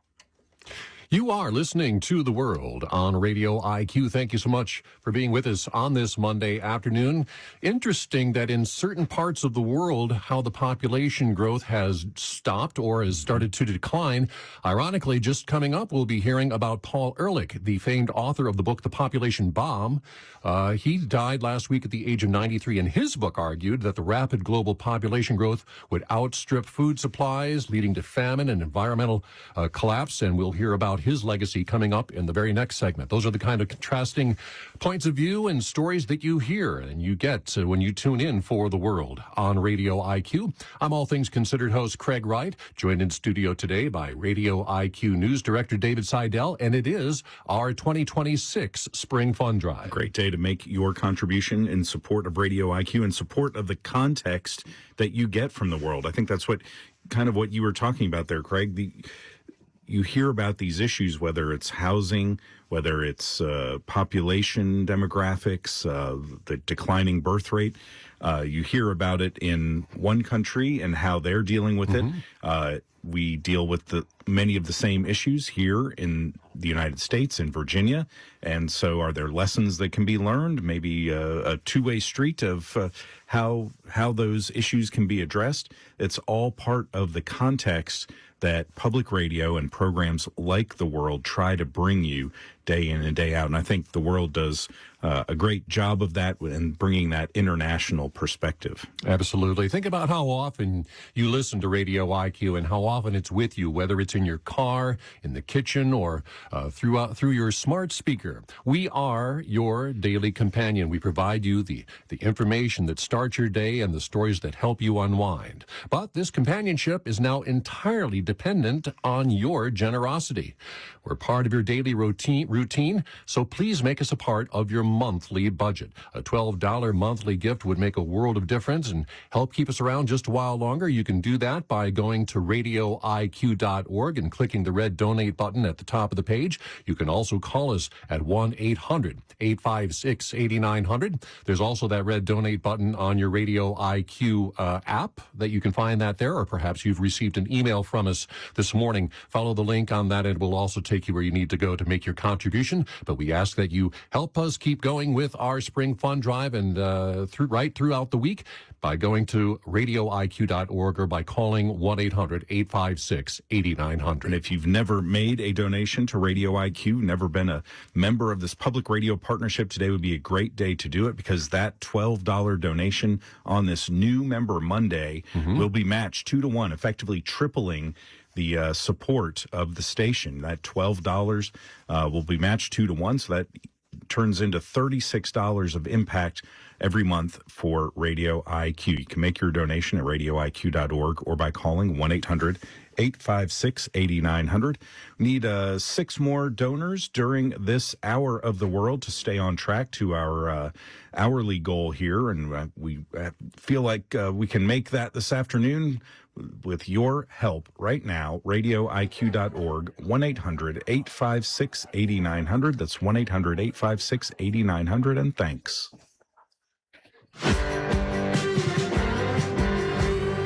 This is The World. I'm Marco Werman.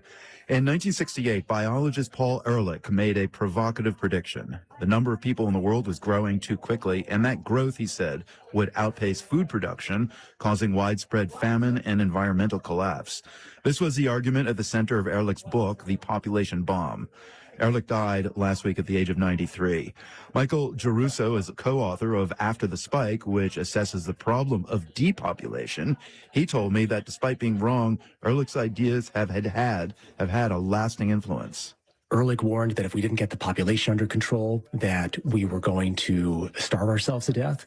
And that thinking, which wasn't just from Ehrlich, influenced generations of policymakers and the general public in ways that ultimately led to some pretty coercive policies around the world. So these ideas found homes in India and China, where there was coercive reproductive policy, forced sterilizations, forced abortions. And in the U.S., foreign aid policy was conditioned in some cases on the receiving country implementing population control. Is it clear that those responses from different nations were a function of what Ehrlich was predicting? I think you can trace a very clear line between the zero population growth movement and the sort of anti-human population control movement. That was more forceful than I'm used to. Yeah. Yeah. Keep going.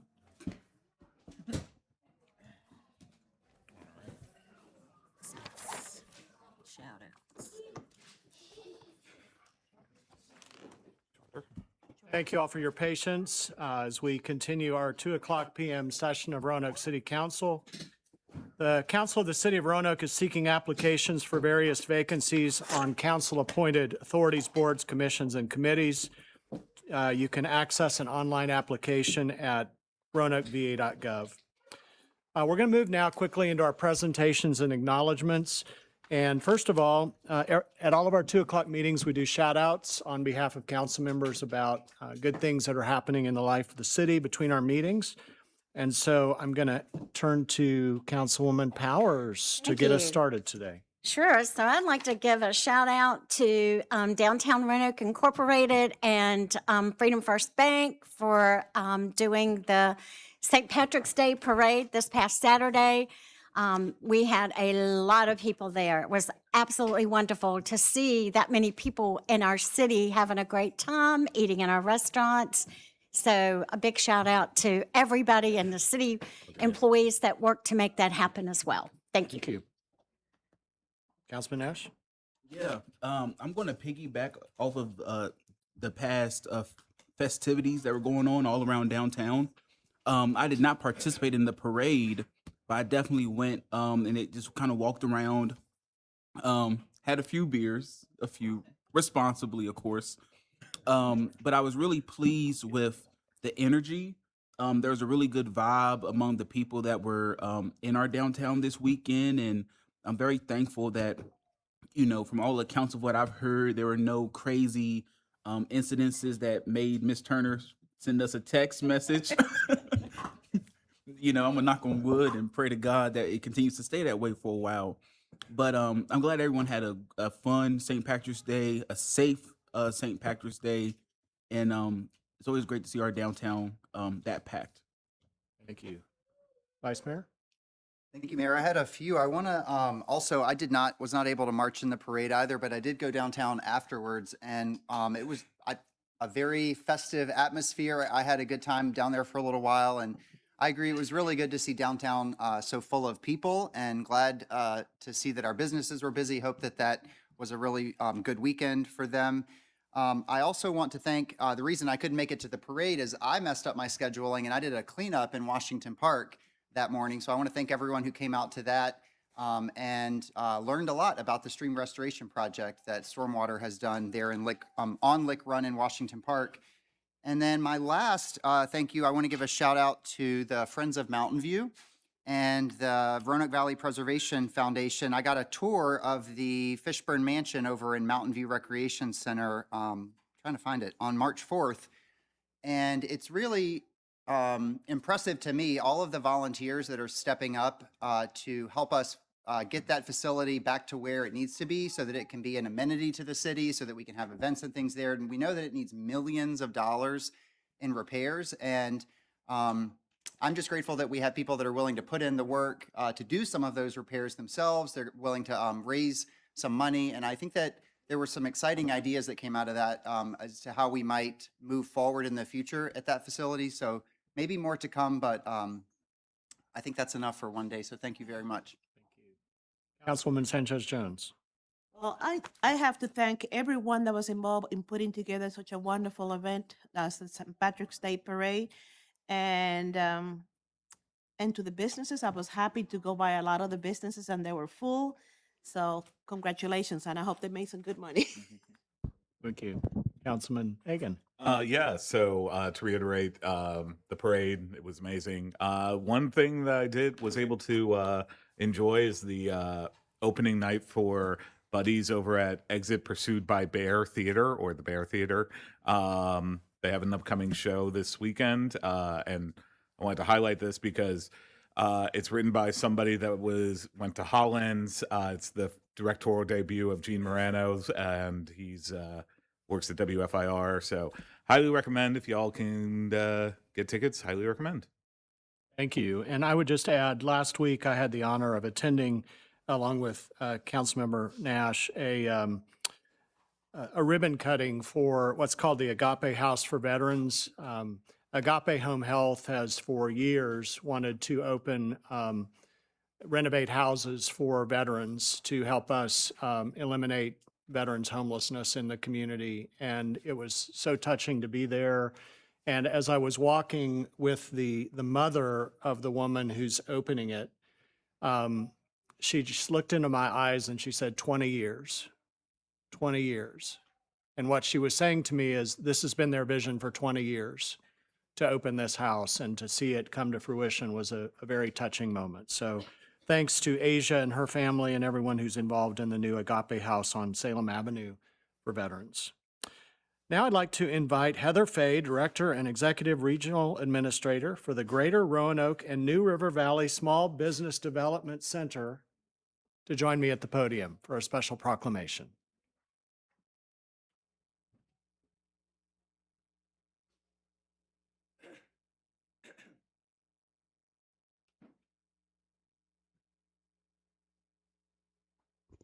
I'm assuming that's why you have an acronym, SBDC, right? Yes, Shortened version. Okay, here we go. This is in celebration of Small Business Development Centers. Whereas SBDC Day is observed on the third Wednesday of March each year, and since its inception in 2017, has recognized the nationwide network of nearly 1,000 small business development centers and their collective accomplishments in helping America's small businesses succeed. Whereas on March 18th, 2026, the 10th annual SBDC Day will unite SBDCs and the hundreds of thousands of clients they serve by sharing success stories and demonstrating in real time the significant impact that they have on entrepreneurs and the broader small business community. Whereas America's SBDCs serve as a proven and cost-effective foundation for small business growth, helping clients secure $5.2 billion in financing, generating $5.1 billion in sales, creating 68,000 new full-time jobs, and achieving sales growth at twice the rate of average United States businesses, while 96% of clients would recommend SBDC services to others. Whereas small businesses are the backbone of local economies, including the city of Roanoke, and SBDCs empower individuals to turn business ideas into thriving enterprises that strengthen neighborhoods, create jobs, foster innovation, and contribute to long-term economic vitality. Whereas, as new business applications continue to rise nationwide, and emerging sectors such as medical care, wellness services, advanced manufacturing, and technology expand, SBDCs provide the guidance, education, and resources necessary for aspiring and existing entrepreneurs to navigate challenges and seize new opportunities.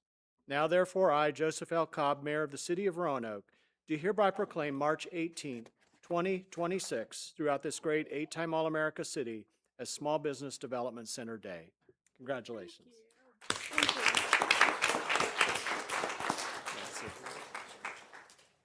Thank you, Mayor Cobb, Vice Mayor McGuire, and members of council, and Ms. Turner. Thank you for being our host. I know we ask a lot of you all. We were in a unique situation. We were one of 3 localities that host a local SBDC, so we get to be really engrossed. And my colleague Mark Nelson is here somewhere. So work closely with Mark and his team for economic development. And we just want to thank you for our work, and we're excited to celebrate on Wednesday. Thank you. You're welcome. Let's get up here and we'll grab a picture.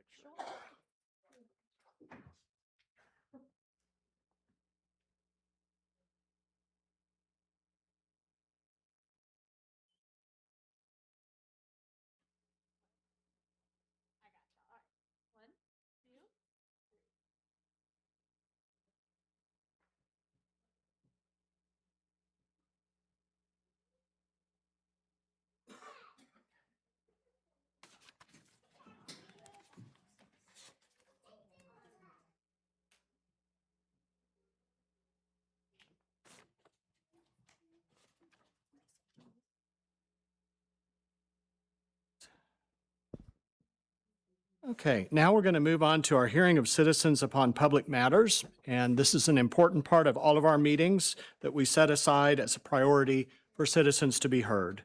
All matters will be referred to the city manager for response, recommendation, report to the council as she may deem appropriate. As you come forward today, the mic is already on. There's a little box in the corner. Every speaker will have up to 3 minutes to speak. The green light means go, the yellow light means you have about a minute left, and then red means stop. And if you're just in mid-thought and trying to finish up, we'll work with you to do that. And our city clerk, Ms. McCoy, is going to call 2 speakers at a time. So the first speaker, come on up, and then the second speaker, that'll just notify you that you're next. Okay?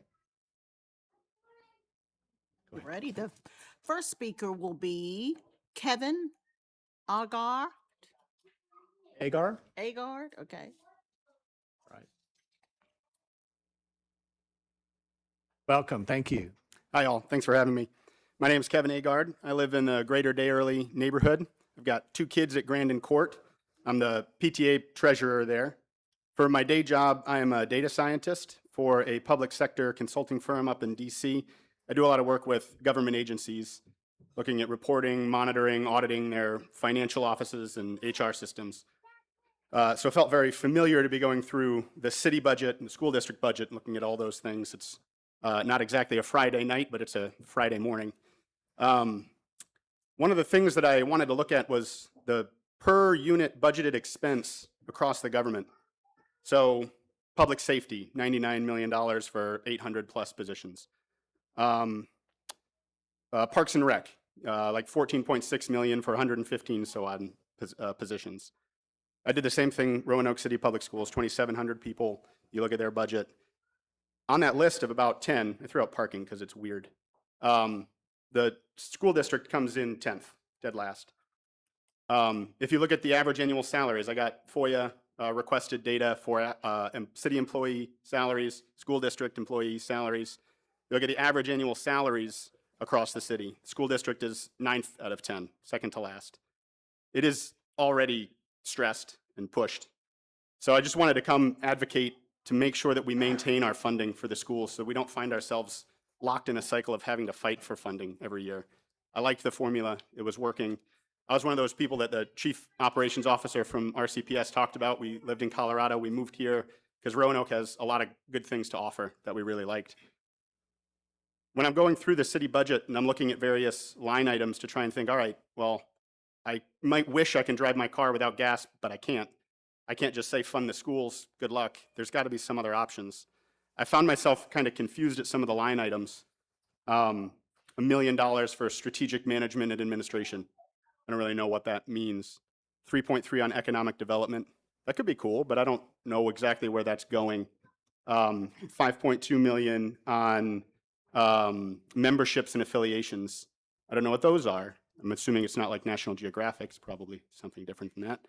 $6.9 million on residual fringe benefits. If we don't have money to fund our kids, do we have money to fund residual fringe benefits? Maybe. Again, I don't know. Spending my daytime doing things like this for a long period, I was finding myself hoping for more transparency, more clarity on what these line items were for. So you guys could make your case to us, the situation you're in, the sensitive nature of the balance that you guys are trying to achieve with all of the municipal services you provide and also trying to fund the schools. So that was my pitch. Thank you. Thank you very much. I appreciate you thoughtfulness. The next speaker, Laura McKay, and Ellie Bundrick.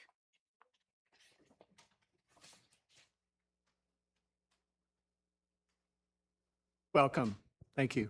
Thank you for having me. Good afternoon, Mayor Cobb, Vice Mayor McGuire, and City Council members. I'm Laura McCage. I'm a parent of 2 Roanoke City Public School students. When I moved to Roanoke 10 years ago, good schools were among the top reasons we chose Roanoke City. You see, my husband and I moved here from Phoenix, Arizona, a city and a state with a large retiree tax base, with traditionally low priority given to public school education funding. In 2009, I was a Phoenix resident when the nation was in a recession. The city leaders had to make really tough choices to deal with some budget shortfalls, much in the same way that you all do today. Public school funding was slashed, and a precedent was set to systematically reduce funding over the next decade. Teacher-student ratios that were already challenging became nearly impossible for teachers to manage. Attrition climbed, and graduation rates remained some of the lowest in the nation. Most folks I knew who wanted to start a family in Phoenix would move to a neighboring community with better schools. And I saw this happen time and time again, the achievement gap literally widening before my eyes, disproportionately harming lower-income students. And eventually I noticed how few voices were left to speak up for public school funding. The way I understand Roanoke's new school funding policy sounds very familiar to this story.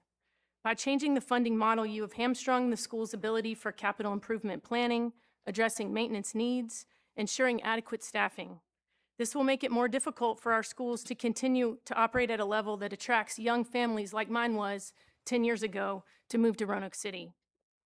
The people that put you in these positions strongly disagree with these funding changes, which failed to consider the ripple effect that this might have on graduation, employment rates, school safety, and lengthening our very own achievement gap here in Roanoke.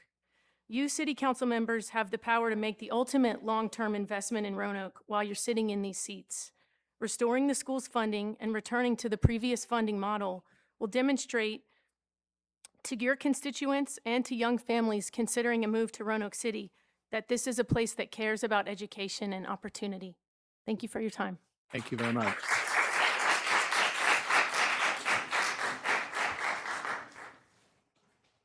Do we have Ellie?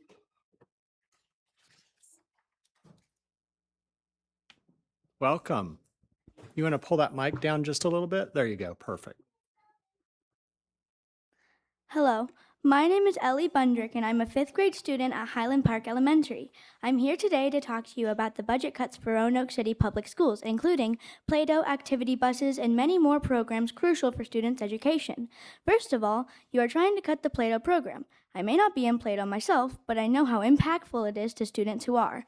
In addition, I have many friends and peers who rely on Play-Doh to better challenge them. If we didn't have this program, then we would have many students who would not engage in school and potentially drop out. Secondly, you are trying to cut activity buses for our public schools. This may impact many students because some struggle with having single parents, their parents work a lot, or they may have other situations. Cutting the activity buses will make kids less engaged in school because they cannot access the activities that would make them more successful in social and educational skills.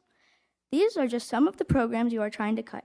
In conclusion, cutting funding for the Roanoke City Public Schools is not a wise idea.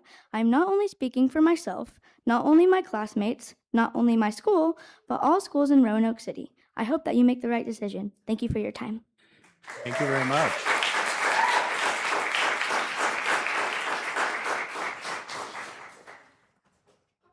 The next two speakers, Jessica Blandy, and Frida Cathcart.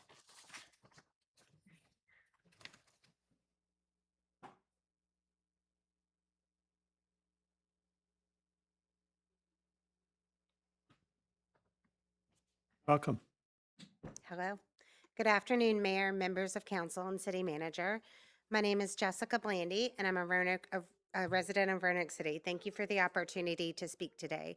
Mayor Cobb, I had to insert this line in. I'm very grateful that you spoke on reconciliation today, and I want my message to be construed as a pathway to that reconciliation. I'm here because I care deeply about this city. Roanoke is a place that many of us have chosen to build our lives, raise our families, and invest our time and energy in making our community stronger. But caring about our city also means expecting our local government to operate with transparency, clear communication, and accountability to the people it serves. Today, I want to speak about those expectations in the city of Roanoke. Over the last several years, 5, which includes some of your time on this board and some not, I've reached out to members of City Council and to the City Manager with questions and concerns about issues affecting our community. However, I'm standing here today with a stack of emails that date back to 2021 that have never received any response. I understand that city leaders are busy, and I understand that you receive many messages. But when citizens repeatedly reach out and receive no messages at all, that sends a message. And unfortunately, the message it sends is that citizen voices don't matter. Transparency and responsiveness are not optional. They are fundamental responsibilities of public service. On this dais, there have been recent discussions referencing we might need to have backroom conversations among council members and about non-disclosure agreements that members of council have signed. For many citizens, hearing about things like this raises serious concerns. Local government should be the level of government closest to the people. We should be working in a park together, making our city a better place. Decisions that affect our daily lives, our taxes, our schools, and our neighborhoods should not feel like they're happening behind closed doors or through private agreements that the public can't see or understand. A recent example is the restaurant meals tax. When that tax was approved, citizens were told that it would sunset after 2 years. But now, less than 3 months later, there are already discussions about whether or not it should sunset at all. That's concerning. When the government makes a promise, especially about taxes, people expect that promise to mean something. If policies are reconsidered almost immediately after they're passed, it creates the impression that the original commitment was never truly intended to be kept. This is exactly the kind of situation that erodes trust. and trust once lost is extremely hard to rebuild. Transparency doesn't mean that everyone will always agree on every decision. Citizens should and hopefully do understand that governing is difficult and these times are filled with challenging choices. We might not get our way, but transparency means explaining decisions clearly. Can I finish up? I'm 2 seconds. Oh, yeah, go ahead. But transparency means explaining decisions clearly. Transparency means communicating openly with the public. Transparency means responding when citizens reach out. And transparency means avoiding even the appearance of decisions being made behind closed doors. When those things are missing, people begin to feel disconnected from our government in a way that I think we all feel on various levels of government right now. When people feel disconnected, they begin to lose confidence that their voices matter. Roanoke City deserves better than that. So today I'm asking for 4 simple things. Respond to citizens. Communicate clearly and consistency. Be transparent about how decisions are made. And lastly, honor the commitments that are made to the public. Thank you for your time and thank you for your spirit of reconciliation. Thank you very much.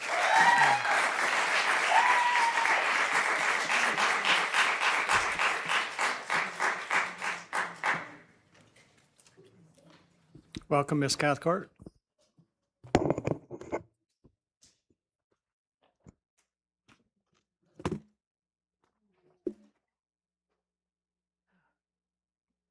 Thank you for this opportunity. I am grateful to be able to tell you all today that I'm 100% recovered from Lyme disease. I'm living a miracle, and for that I'm very happy. This has given me an opportunity to pick up some threads that I had to leave behind because I was really focused on healing and getting my health back.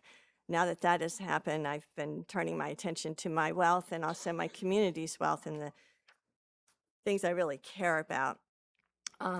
Before the last council meeting, I sent you urgent emails because it had come to my attention that the Van Blaricons were asking for another extension for their contract in Fishburne Park. This concerned me. I already had a ticket on Amtrak to go up to New York City, but I wanted to make sure that you all had this information. I don't know if you read my email or not, but it had really important information in it, calling for an investigation of why they continue to have financing challenges and for the city not enforcing the contract. They got a real sweetheart deal, a $500,000 property zoned commercial for $10. And in order to get that deal, they were supposed to meet certain metrics. Even before they got the deed, they were supposed to prove that they could have financing. I just bought a car on Friday, and before they let me drive off the lot with the title in my hand, I had to prove to them that I had the money, which I did. That's normal when it comes to things. Apparently, that did not happen when the city released the deed to them. Then the contract requires a $100 a day fee for being out of compliance if they go beyond when the expectations were. I just asked the director of economics if they had been collecting that, and he didn't know. That's something that you should know before you bring something to council asking for an extension, what's happening with the financing. It matters for the community as well as for the people that have the contract. If they can't do it, you're not doing anybody any favors by extending it. I think it's really important that the council and the public know that the Van Blaricons sued me for defamation, a slap lawsuit for $600,000 just a few months after my husband died. And they knew, they got a notice, like all the people in our neighborhood, that he had died because they got an invitation to a celebration of life service. I've never been sued before, and I knew from a lawyer that they didn't have a real case.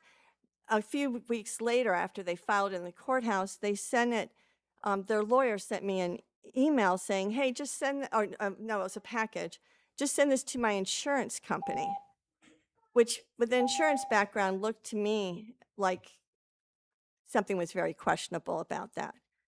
And there's a lot of things questionable about it, but instead of waiting and looking and finding the answer to these things, you all unanimously approved that extension. I find that very disappointing.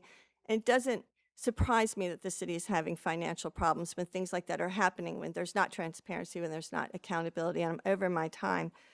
But I just wanted to bring that attention to you all and say that my background is in insurance, finance, and economics. I'm really respected. Warren Buffett said when I presented to them in Berkshire Hathaway that their managers were listening to me. They implemented all of my suggestions. I live here in Roanoke because I love Roanoke, and if I can be of service to the city, please let me know how, because you all look like you're in trouble, and there are things that I know that might be able to help you. Thank you. Thank you very much.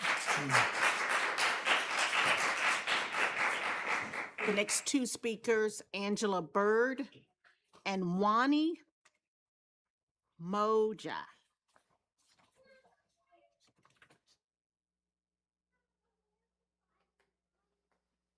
Welcome. Hi, guys. I've been here before. Not my first rodeo. So I wanted to first recognize all the parent, teachers, and community people that are here with shirts on and are clearly motivated. Everybody stand up. Kids, get up. This is our only, we've been here for an hour and a half. Put yourselves up. These people have made it a point that at 2 p.m. on a Monday have taken days off, have brought their kids from schools to show you how much we care about public education. We have,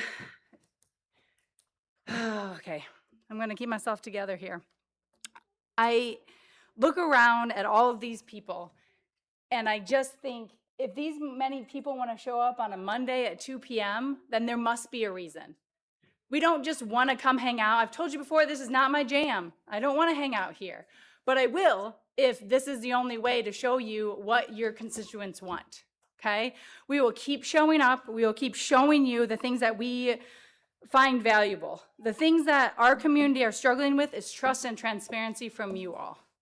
We have seen, we just keep getting all these articles about things that have coming up financially that just don't fit well. And I don't think they fit well with you guys either.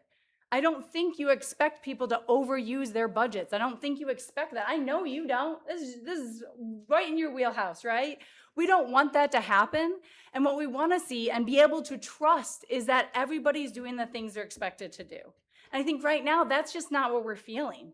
I'm obviously not the only one. There will be more people here at 7 o'clock. There will be more people at every single meeting because we are not stopping here tonight and saying, okay, this is enough. Yeah, you guys are right. I think what we're saying right now is that we have people like Kevin Agard that has went through the budget. I'm not him. I don't know all the big words he was using, but what I do know is that he has made a point to go through every single budget and make sure that he feels comfortable or doesn't feel comfortable with it. That makes me comfortable. What I haven't seen from the council is going through and deciding what you need, what you don't need. I know we don't need to know every little thing, but if we can have just a general transparency and understanding, that would be really helpful. Then when I read an article and it says there was overspending here or there, I won't want to cry myself to sleep every night. Okay, we have a bigger issue here, optics. Guys, you are talking about a 2% raise. Why there are staff that can't afford to buy food for their kids. I don't understand where the discrepancy is, and it hurts me to think that it's with you all, because I voted for you. And so it's really hard for me to think that I voted for people that are having a hard time running this. It's a big ship, and I think we need to drill down to the parts of the ship that are causing these discrepancies. And I know that there may be a revenue issue. You can say that all you want. But to me, I only hear these stories. I hear stories about people moving here from all over the country. That's what we did. 7 years ago, my family moved here because we wanted and we believed in the education that you guys were providing. Now I'm worried about that. The fact that none of our kids are leaving here and we're only getting bigger amounts of kids coming here, that's because people are transplanting here. Not just because a lot of people here are having kids, it's because people are moving here. It's because we see what Roanoke could be. And right now, I'm having a hard time seeing that. When I got interviewed with WSLS, she asked me a hard question. She said, do you regret moving to Roanoke? Of course I don't. I would never regret moving to Roanoke. I regret not being active earlier and not making sure that all of my legislation people are doing what they're supposed to do. Because I think that we need to keep people more accountable. I have one more thing. I just want to throw one more thing out there. We vote. I'm a chief or assistant chief during the voting time, and All I can say is all these people are voters. That's why we're wearing a voting shirt. We will either vote for the 3 people that decide that they're gonna fund education, or we will not vote for you. And I will make it my personal mission to do that, because that's how much I believe in Roanoke's education system. Thank you.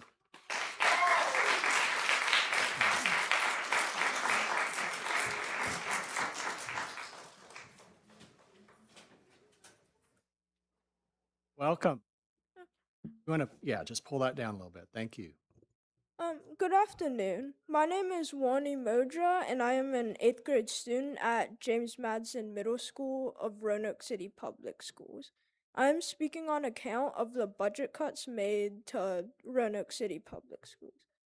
There are approximately 13,000 students in Roanoke City Public Schools. I know many of them who participate in activities, whether it's a club, sport, or similar. These programs allow students to express themselves and grow as a person. One of the most significant of these programs, or the Plato program, which stands for Pupils Learning Appropriately Together. I got invited to the Plato program 6 years ago when I was in 2nd grade, and the Plato program was very significant to my education journey. Some of these programs, however, may be cut due to the budget cuts. However, the fundamental issue is that this won't just affect the students. Additionally, teachers may lose their jobs due to the budget cuts. Many teachers at James Madison Middle School, in fact all of them, do their absolute best to support all of the students, and I would hate to see any of them have to leave.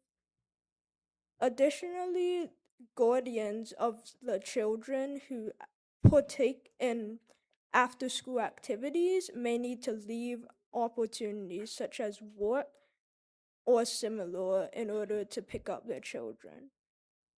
I recognize the contributions which have been made by this council. However, I implore each member of the council to reconsider their position, as it is essential to the education of all students. Thank you for your time. Thank you very much.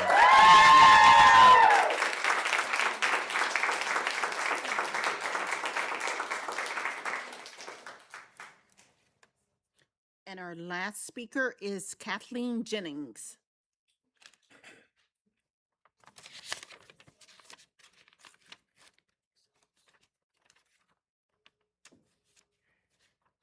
Welcome.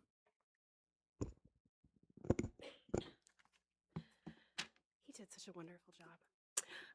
Good afternoon, Council and Ms. Turner. My name is Kathleen Jennings, and I'm a Roanoke City Public Schools parent, an ELL teacher at William Fleming, a Roanoke City Public Schools alumni, and the Central Council PTA Vice President. I want to share my frustration at Roanoke City's proposed underfunding of Roanoke City Public Schools. Roanoke City Public Schools employs 2,778 teachers and roughly 14,000 students, although we saw in there that the number varies, who have roughly 21,000 parents and guardians. In total, these 3 groups make up 38,000 people, or 38% of Roanoke's population.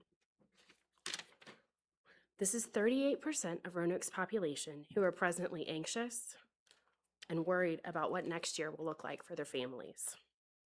As a parent, this is difficult to watch, especially since candidates that I voted for ran on a platform of supporting education. This council, in my opinion, is making a short-sighted decision to underfund Roanoke City schools to cover financial mismanagement through the years, ignoring that in the long run, investing in schools and our students returns $8 to the community for every dollar invested. The future of Roanoke is here, and they're sitting in classrooms in the back of this room right now. Mr. Cobb, when the PTA met with you, you mentioned not being able to find HVAC employees to conduct deferred maintenance. These potential employees are already in Roanoke, and they're receiving these certifications in classrooms at Rotech and Daytech, as we speak for HVAC. When we met with Mr. Hagan, he mentioned that in order to decrease overtime accrued by the fire department and police department, they need to fill vacancies. Your future firefighters and police officers are sitting in high school and CTE classrooms right now, taking criminal justice and emergency response classes today. When you underfund our schools, you choose not to develop your workforce. When we met with Mr. Nash, he mentioned the need for high-paying jobs in the Roanoke Valley and suggested the casino was a solution with jobs in hospitality.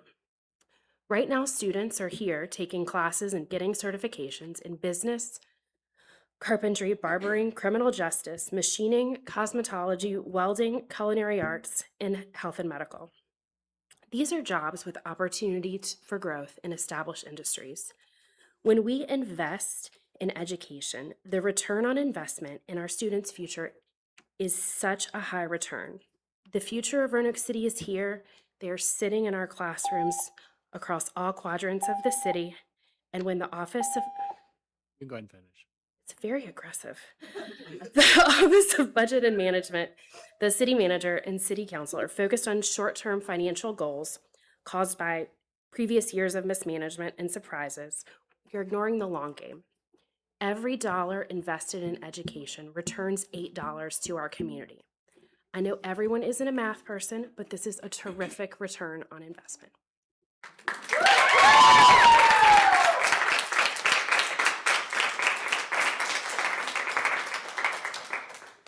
Thank you all very much to everyone who came out and spoke today, and thank you for your patience. All right, we are going to continue now with our item 4 in our agenda, which is our consent agenda. And all matters listed under the consent agenda are considered to be routine by members of council and will be enacted by one motion. There is typically no separate discussion of the items. If discussion is desired, the item may be removed from the consent agenda and considered separately. Within the consent agenda, we have 4 requests for closed meetings, 1 from my office and 3 from our city attorney. The first is to discuss the 2 upcoming vacancies on the Roanoke City School Board, expiring June 30th, 2026. The second is to consult with legal counsel employed by a public body regarding such specific legal matters, requiring the provision of legal advice by such counsel regarding a proposed encroachment permit. The third is to discuss the possible disposal of publicly owned property in the central part of the city, where discussion in an open meeting would adversely affect the bargaining position or negotiating strategy of the public body. And the fourth is to discuss the possible acquisition of property in the northeast part of the city, where discussion in an open meeting would adversely affect the bargaining position or negotiating strategy of the public body. And I need a motion and second to approve the consent agenda. Made the motion. Thank you. Thank you, Council Members Powers and Nash. Madam Clerk, will you please call the roll? Yes, Mr. Hagan. Aye. Ms. Sanchez Jones. Vice Mayor McGuire. Aye. Mr. Nash. Ms. Powers. And Mayor Cobb. Aye, and the consent agenda is adopted. Moving on to our regular agenda, item 1 is regarding bids to enter into a parking agreement for unreserved parking permits for the Center in the Square Garage, which is located at 11 Campbell Avenue Southeast in downtown Roanoke. And I will call on our clerk, Ms. McCoy, to open the bids. I will now open the bid and present the information that I have.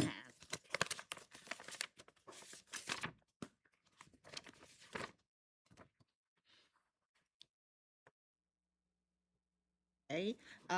The First National Exchange LC proposes and agrees, if its bid is accepted, to enter into and be bound by the parking agreement for unreserved parking permits for the city's Center in the Square Garage, a copy of which is on file in the office of the city clerk for the city of Roanoke, 456 Noel C. Taylor Municipal Building, 215 Church Avenue Southwest, Roanoke, Virginia.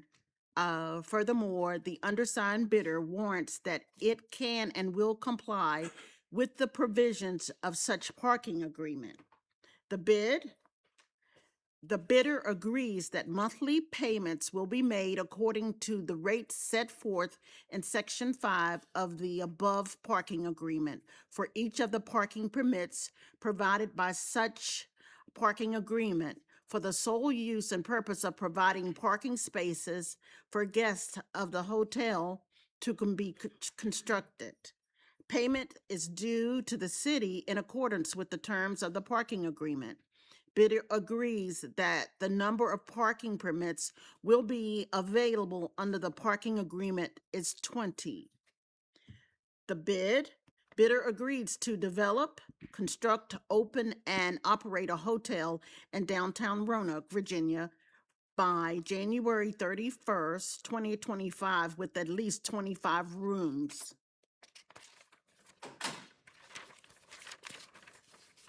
The bid terms, 20 years, commencing on the date of the final executed version of this parking agreement and ending 20 years thereafter, provided that the successful bidder will have options to renew the term for up to 4 additional 5-year terms for a total of 40 years if all 4 options are exercised.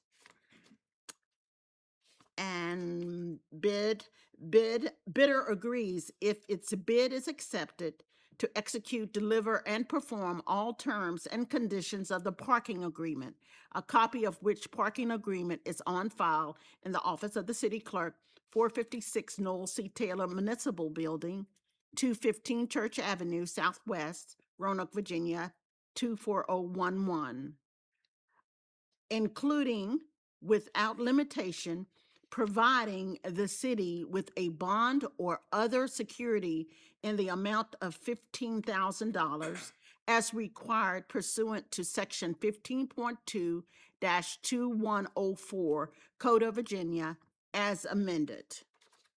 The bidder's legal name, the First National Exchange LLC. I'm not sure of the handwriting here, forgive me. And the bidder's identification number, I'm going to read that, and it is 11302-946. Thank you.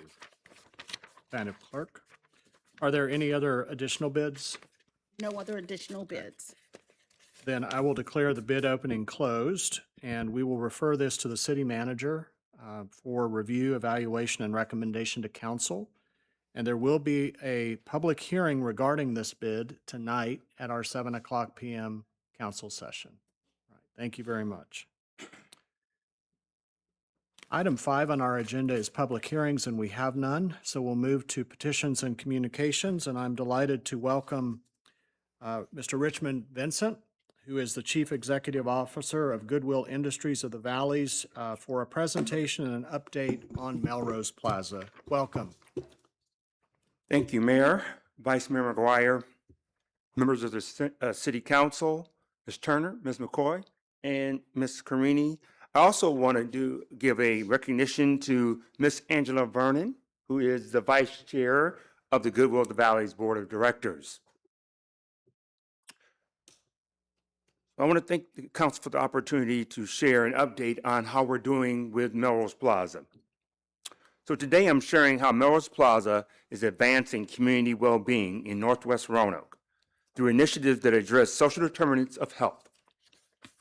This includes health, education, economic stability, and social support.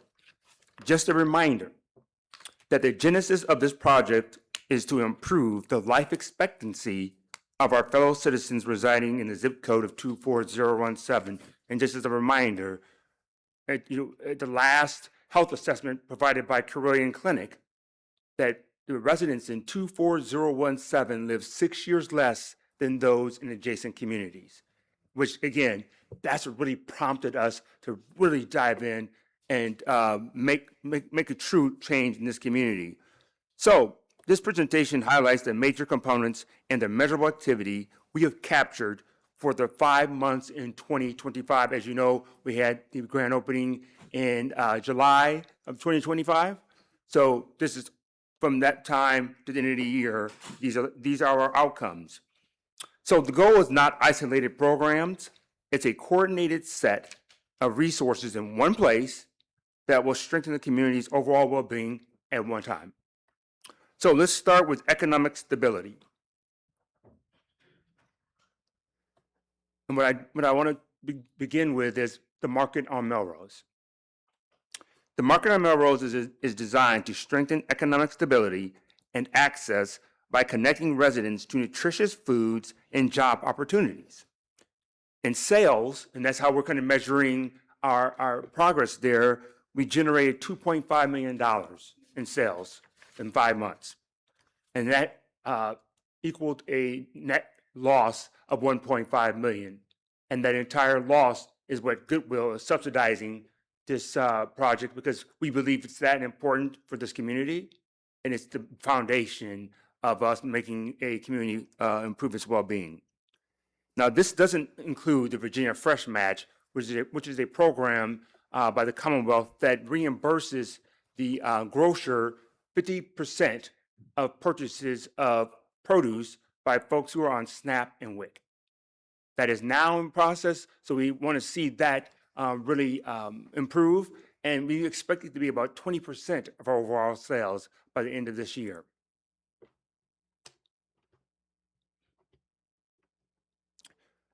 Even more importantly than the access is that 50% of the employees at the market and the cafe are residents of 24017. And many of these employees have never had a job, and some have had jobs but didn't have the access to health care and benefits and all those things that they'll be getting through our program. So we see meaningful access and local hiring alongside a financial performance reflecting a startup business. Fortunately, Q1 has resulted in a 26% increase over last year. So that's showing you that folks are beginning to get it, and we've known from the beginning it was going to take time because we had to change behaviors from folks going to other grocers way outside their community. So now as they visit and they see that the prices are competitive, it's fresh food, it's a clean facility, it's well merchandised, because that's what this community deserves. And so economic stability also includes wealth building. And I'll use the term wealth building versus financial literacy, because a lot of folks have questioned this, and they have questions about, well, what does financial literacy mean? Because all of us believe we're financially literate. And so wealth building is the position that we're going to take in terms of how we're going to improve this community. So next, I'll cover the Bank of Botetourt's presence and early activity. The Bank of Botetourt targets economic stability through wealth building knowledge and financial opportunities. They currently serve 161 consumer customers and 18 businesses. Their recent growth has included 252 new consumer deposit accounts and 26 new business deposit accounts. And on the lending side, they've got 26 new customer loans, and they're working on their business loans. This is really important for this community, because Bank of Botetourt is taking a very individualistic approach and working with folks and really sitting down and explaining how they achieve the wealth building. And so we are very grateful for the Bank of Botetourt. So this gives us a snapshot of uptake, especially on consumer engagement and deposits. While business lending is not yet showing activity in this period, they're working very hard on that. So beyond economic stability, the Melrose Plaza also advances well-being through healthcare access and engagement. That's the Wellness Center. The Wellness Center supports proactive family health. And I want to reinforce proactive, meaning that our goal in this center is to focus on helping individuals before they acquire any type of significant disease or ailment, meaning before they have hypertension, before they have diabetes. If someone does have those ailments, we refer them to New Horizons or Korean Clinic to get a primary care provider. But combining health-focused activities with service utilization, there were 78 health activities conducted in the Wellness Center. with 344 attendees, and 22 individuals utilize health services in the center. Health is one piece, education is another. The major driver of long-term outcomes is education. And I know we've heard a lot of that today. So I want to take time to just explain a few things on the Excel Center, which is the Commonwealth of Virginia's first adult high school. So let me repeat. The first adult high school in the Commonwealth of Virginia is right here in Roanoke, Virginia, and we should be very proud of that.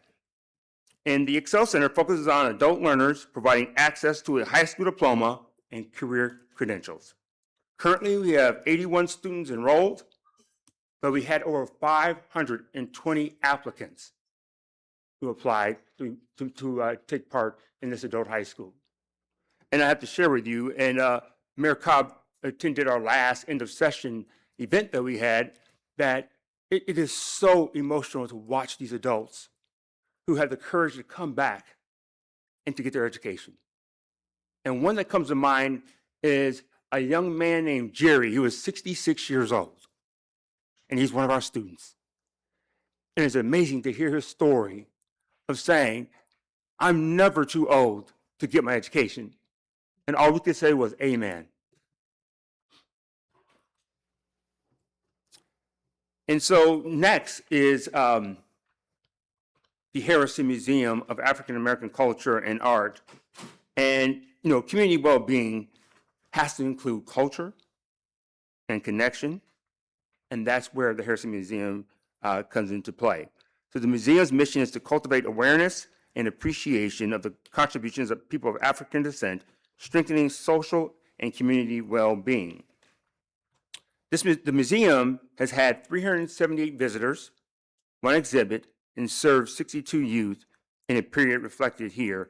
And I know that Mayor Cobb, you also attended one of the special events that the Harrison facilitated about a week or so ago, had great attendance. This was a great opportunity for the community to engage with one another, but also engage with Melrose Plaza. So now I want to pull these activities together into a quick roll-up view of community activities going on here in Melrose Plaza. So across the Melrose Plaza program, there were 461 total community activities offered, which reflected we had 44,586 individuals who visited the plaza in 5 months. 44,586. So to close, I'll summarize how these combined components function as an integrated approach to community well-being. First, Melrose Plaza integrates multiple initiatives to comprehensively address social determinants of health. The combined efforts support economic, educational, healthcare, and cultural well-being, working together toward a stronger community. In short, integrated initiatives improve well-being focus areas and a stronger Northwest Roanoke community supported through the combined work of on-site and off-site partners.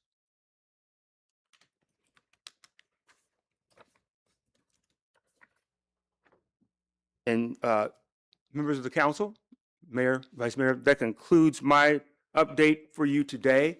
And so do you have any questions for me? Thank you, Mr. Vincent, for a great update on an incredible first year. It's very exciting. Thank you. Questions from council? Not a question, just a comment. Thank you so much for everything you do. I was actually at Melrose Plaza last night, and was able to frequent the cafe and the grocery store there, pick up some things. So yeah, the cafe's they're doing such a great job, yeah. And I know folks that went there like Richmond. You have some fried foods and a lot of things going on over there. And I'm like, yeah, we do. It's good. It's good though. I mean, right? Yeah. It's good. But we're going to introduce some grilled chicken. Yeah.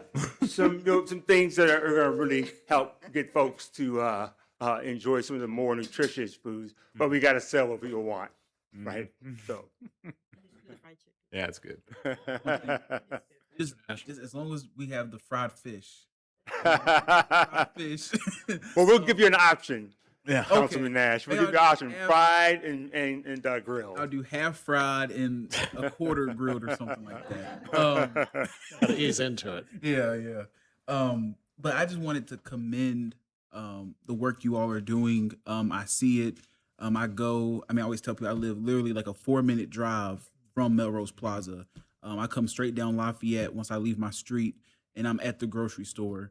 And even my fiance, when she leaves from the VA and comes home, it's convenient for her to stop there. And my grandmother, I live in my late grandmother's home. We've been in that house for about 19 years. Wow. And that's the first time, at least, during my lifetime, where a grocery store was that close to the residents in that community. Yes. And so you're right. It is going to take time for people to unbreak the habit of going to a Walmart real quick or going to Kroger. But I think when people really start to realize how much time you're saving, how much gas you're saving, and that the prices are basically the dang on same, if not cheaper for y'all's meats. Y'all's meat deals are phenomenal for the fresh meats. And so it is going to take time. And so I really urge everyone listening to this, everyone in this room, to really market and promote what they're doing at the Melrose Plaza, and really bringing awareness to all of the injustice, also all the work in that's a formerly redlined area as well that we don't talk enough about. And so the intentionality of how you all are approaching health, wealth building, I'm gonna steal that from you. Wealth building, I love it, and I'm very thankful for all the work y'all are doing. And thank you for those accolades. And what I also like to share is that every dollar that's spent in that grocery stays right in that community. Yeah. And that to me is so important. If we want to really improve, we got to bring dollars, and that's the way I think we can accomplish that. Yes. Thank you, Mayor. Thank you, Mr. Vincent. I had a kind of a follow-up question. I love going to the Melrose Plaza, and I'm always thinking about how can we get other folks to go over there and get people to kind of break that tradition of not grocery shopping in their neighborhood. I love that there is the Horton Branch Park that the Kiwanis is working on nearby. The library is right there. The Harrison Museum is now open. If we ever have we will have better financial days, I would like for us to consider maybe opening that library on Sundays as a way to maybe bring more people into the plaza. But I did want to ask you maybe a tougher question, I guess. So that first 5 months of 2025, where there was a 1.5 million approximate shortfall that you guys were able to subsidize. Yes. Do you have estimates for what you would be able to subsidize, or like next year, the year before, like sort of your plan for? I know when you're opening a restaurant or a business, sometimes you kind of expect to run at a loss for a little while, but how long would you be able to do that before it would, not to scare people, but to rather encourage people, if you care about this and you want it in your neighborhood, we need you to get out there and go shop. But also, is it in your business plan to subsidize it 1.5 million every year? Or, what's the trajectory you would like to see? Our path is that we want to have the grocery be break even within 5 years. So we have budgeted that over the next remaining 4 years, there's going to be an incremental improvement each year. So last year's 1.5, our goal this year is 800,000, and we're on track to accomplish that. But we went into this knowing that, hey, this is going to take time to build this, build a reputation, and to get folks and change behaviors and really communicate the message. And at the end of the day, we can do all the marketing we want. People still want to know, am I going to get a good price? At the end of the day, how much is it going to cost me to be able to shop there? And one of the things we've done is to make sure to keep prices low, because our goal is not about profitability. Our goal is about providing access. Again, this is an intentional project that is designed to help improve the life expectancy of the folks in that community. So for us, this isn't about, well, we want to have this great profit, because the more we make, it will get reinvested back into that project. And that is so important for us, Vice Mayor, that this project has to be amazing. It's not good, not okay. It has to be amazing. And so we will continue to invest. And we've done things organizationally to ensure that we have the revenue to make up that shortfall. So it's not going to be like, next year you're wondering if the grocery's still open. It will be open. Or you'll have a different gentleman standing in front of you today. Very much. Thank you. I do have a question. Powers? Yes. Can you explain again? You made a comment about the people that use their EBT or SNAP card. Yes. Can you explain this? So you get some kind of a residual back from is it the state? Is that funding you get back? Yes. So it's called the Virginia Fresh Match Program. And what it does, it reimburses the grocer 50% of the cost when we sell produce to individuals who utilize their SNAP or WIC benefits. So let's say potatoes cost $5, they'll only pay $2.50. Okay. Do most people know that? Because we help an individual that, we take him shopping, and he has the mindset that he can't use his SNAP card there, which I keep telling him I don't think that's true. So this is helpful information for me to know. I made sure very before I close to left, it's working today. I know that for sure. Because it's I made very sure. close to his house. It'd be great for him to go, but he for some reason he's got this in his mind that he can't use his SNAP card there. Okay. Well, and if there are any other issues, please reach out to me, and I'll make sure my staff. I'm going to drive him alert on there. that. I'm going to drive him there to prove it to him that he can go there, because it's a much shorter drive for him to go there. And that program is amazing because what it's doing is encouraging folks to eat healthy food. So yeah, it may have been cheaper in the past to go buy the potato chips or something like that, but now it's cheaper for you to purchase produce and again have that access to fresh food. That's the entire point of that program, is to give folks access to fresh food. We'll take care of that tomorrow. Amen. Thank you. Other questions? Ms. Sanchez-Jones. Hi, Mr. Vincent. Hello. I was at the plaza a couple of weeks back, and I noticed that a lot of the rooms were being used for meetings. Yes. Is there a charge for that meeting space? Not for nonprofits or government. no. Okay. No. Thank you. And Councilman, I'll tell you, that has been the biggest challenge we've had. So we figured out how to operate a grocery store. We figured out how to operate an adult high school. But man, it has been just brutal trying to figure out how do we get all these folks into these rooms, because it was more than we expected. We just built it and thought it would be okay, but there's so much demand for it. And we're just trying to figure out how we make sure this works. But yes, there's a lot of activity going on. Thank you. Thank you. Mr. Vincent, thank you so much for the update today. We Thank you all for appreciate the it. opportunity. I appreciate it. Have a great day.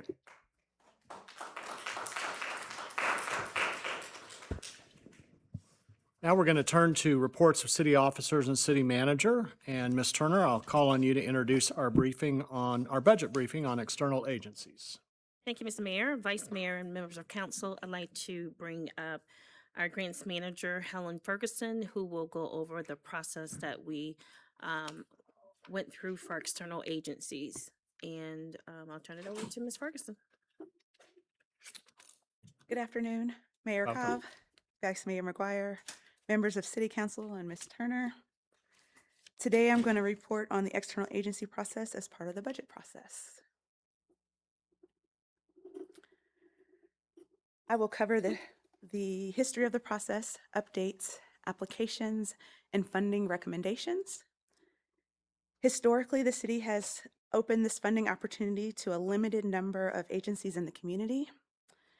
The applications were submitted and aligned with the council's strategic initiatives, or were part of city ordinances, state codes, or formal agreements that the city had entered in. This year, the process was updated to include more community agencies with the goal of greater transparency. The process opened on November 17th of 2025. We held 2 training sessions to assist with the process. The first session was held on November 21st, and the second on December 5th. The applications submitted were the application submission process closed on January 9th at 5 p.m. During the application submission process, staff returned over 30 emails and phone calls to individuals who needed help with the process to help with successful submissions. The application process was shared on social media, via email, via the city's website, and by word of mouth. The same requirements were used from previous years with a few additional requirements. We used the 2006 council requirements that added the proof of board participation, both in attendance and financial support, as well as an audit from the agencies that requested more than $25,000. We also did a risk score, and an organization's risk score evaluated experience with grants, financial audits, staff turnover or changes within the organization, previous monitoring results within the city, or previous monitoring results within the city or other organizations, and the ability to meet project or financial goals. Organizations were also assessed on the amount of funding they requested. Those requesting $100,000 or more were assessed a lower rating than those requesting less funding. The highest available possible score is a 10. The lowest or highest risk score is a 6 or below. So those who had a higher risk received a 6. We had 2 agencies that fell in that category. A low risk score is between 9 and 10. We had 26 agencies that received that rating. And a medium risk is a score between 7 and 8. We had 28 agencies fall in that category. An agency could have easily received a high risk score by requesting over $100,000. A total of 56 applications were submitted. Of the submitted applications, only 64% were considered complete. The most common reason an application was considered incomplete was that the application lacked board giving information or board attendance information. It lacked demographic information, so information about who they supported, or it lacked an organizational plan or a strategic plan. Due to the large number of incomplete applications and many of the requested items being new, the decision was made to score all of the applications received. All agencies that are recommended for funding but submitted incomplete applications must submit the missing documentation in order to receive their funding. So we have 3 categories. Regional agreements. This category includes agencies that have a formal agreement with the city, a city ordinance or state code that supports the city, requires that the city supports the agency. An example of this would be the health department. So there is code that requires that we support the health department. There is institutional alignments. This category includes agencies that maintain operational stability or foundational public assets. Example agencies are Virginia Western Community College CCAP program or Downtown Roanoke, Inc. And then we also have what we consider our competitive external agency. And this category includes agencies that applied for funding to support their community work. So our regional agreements, the quick facts. The average score was a 65. The highest score was an 81. The lowest score was a 22. And the average risk score was an 8. And again, an example institution would be the health department. Institutional alignments. Average score was a 73. The highest score was a 93. The lowest score was a 62, and the average risk was an 8.4. An example is Virginia Western Community College's CCAP program. Our competitive external agencies. Just a quick note, on the application packet, it did say that scores had to receive a 70 to be considered for funding. Quick facts on this is the average score is an 81. The highest score was a 97. The lowest score was a 37.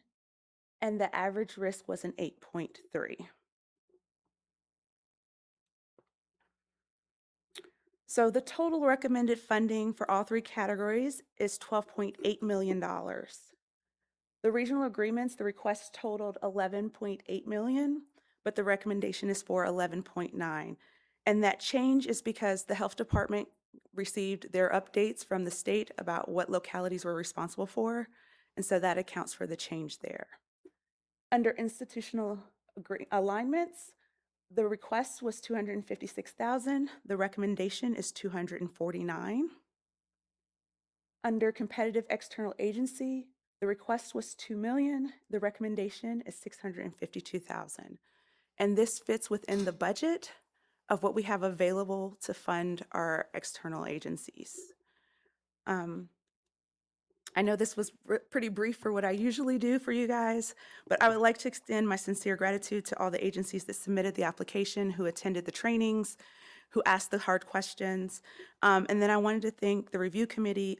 They put a lot of time into reviewing the applications. There was a lot of information there for them to review. And then I wanted to give thanks to the Office of the City Manager and the budget team for the support during this process. And I'll take any questions. Ms. Ferguson, thank you for your excellent work on this and everything you do. We really appreciate it on pulling this team together. Are there questions? Ms. Powers? And this might have been in the update that you gave us a few weeks ago, but on the scoring card, I know in the past we've talked about what the return on our investment is. Was that part of the scoring for the amount of money that would be given to any of these agencies? Yes, there was a question on the scoring card that it had asked the evaluator to evaluate how well they described their KPIs, their measurements, and if they thought they were attainable. And so that would help us evaluate the return on investment. And I will tell you that some of our agencies really struggled to tell us how they were going to measure the work that they were doing. And I believe in the past we talked about if they were continuing agencies that were, coming back year to year, we'd be able to see that information. Were we able to get that information from year to year? Not this year because of the way the application was worded. That is one thing that we will be going forward, and we will be doing monitoring this year, which will be very new. And so by them giving us the exact things that they plan to measure, we will be able to collect that data year after year and truly measure it. In the past, they really just they didn't say how they were going to measure what they were doing. And so there's not really a good way to hold them accountable for that. And so we will have that going forward.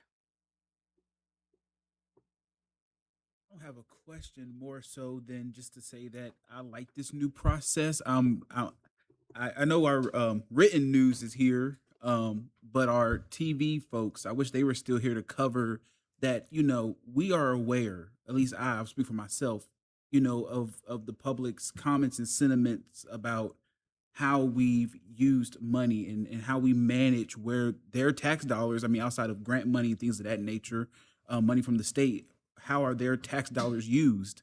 And this is the way that we are putting forward an application process to know who's getting their money. We're putting forward a monitoring process to make sure that the people are accountable and doing exactly that they said they were going to do, and that we're measuring to make sure that, hey, we gave you X amount of dollars and you did something that made Roanoke better, or you did something that did return return an investment to us. If it's, for example, Downtown Inc., just for an example. So I really want to make sure that people know and are aware that we as a city are taking the steps to create transparency and accountability and fix a lot of the wrongs of the past going forward. Thank you, Mr. Nash. And thank you for your work on this too. Yeah. You thanked a lot of people, but thank you. Any other questions? All right. Well, I want to, Ms. Ferguson, in addition to you, I want to thank our city manager, Ms. Turner.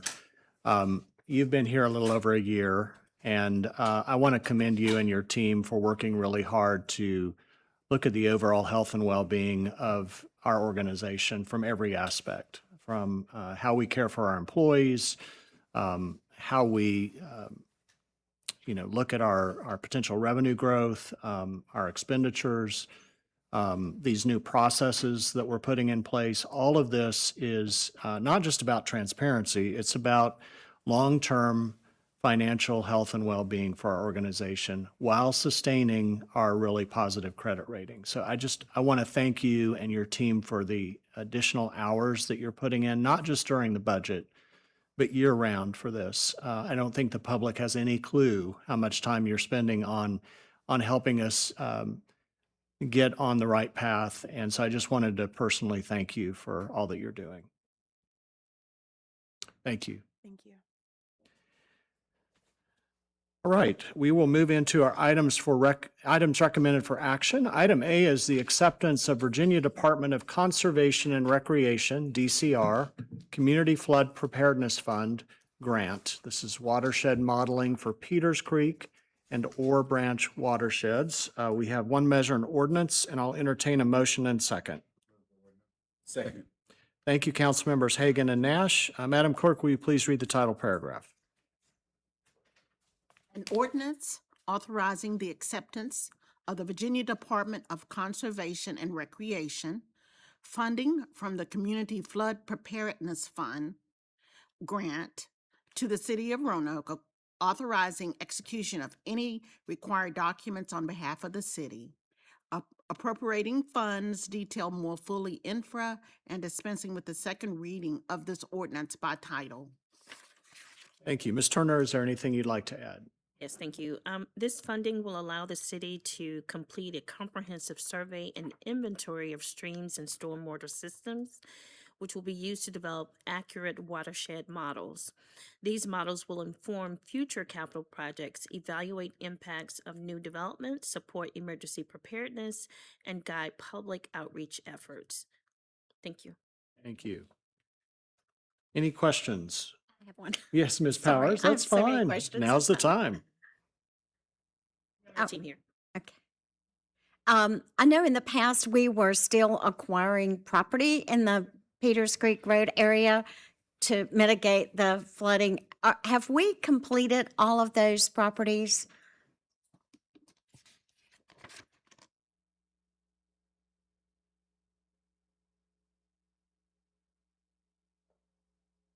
Good afternoon, Mayor, Vice Mayor, members of council. Ms. Powers, thank you for that question.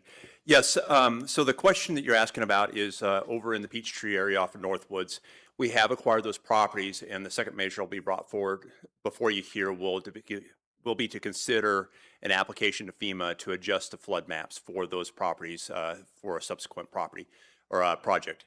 This particular grant funding is actually to do modeling for future projects, which may include property acquisition in order to improve the city's flood rating standards and to address any long-term flooding issues that we have in this area.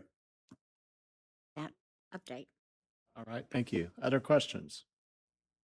All right, Madam Clerk, will you please call? Oh, no, you read the title paragraph, right? Okay.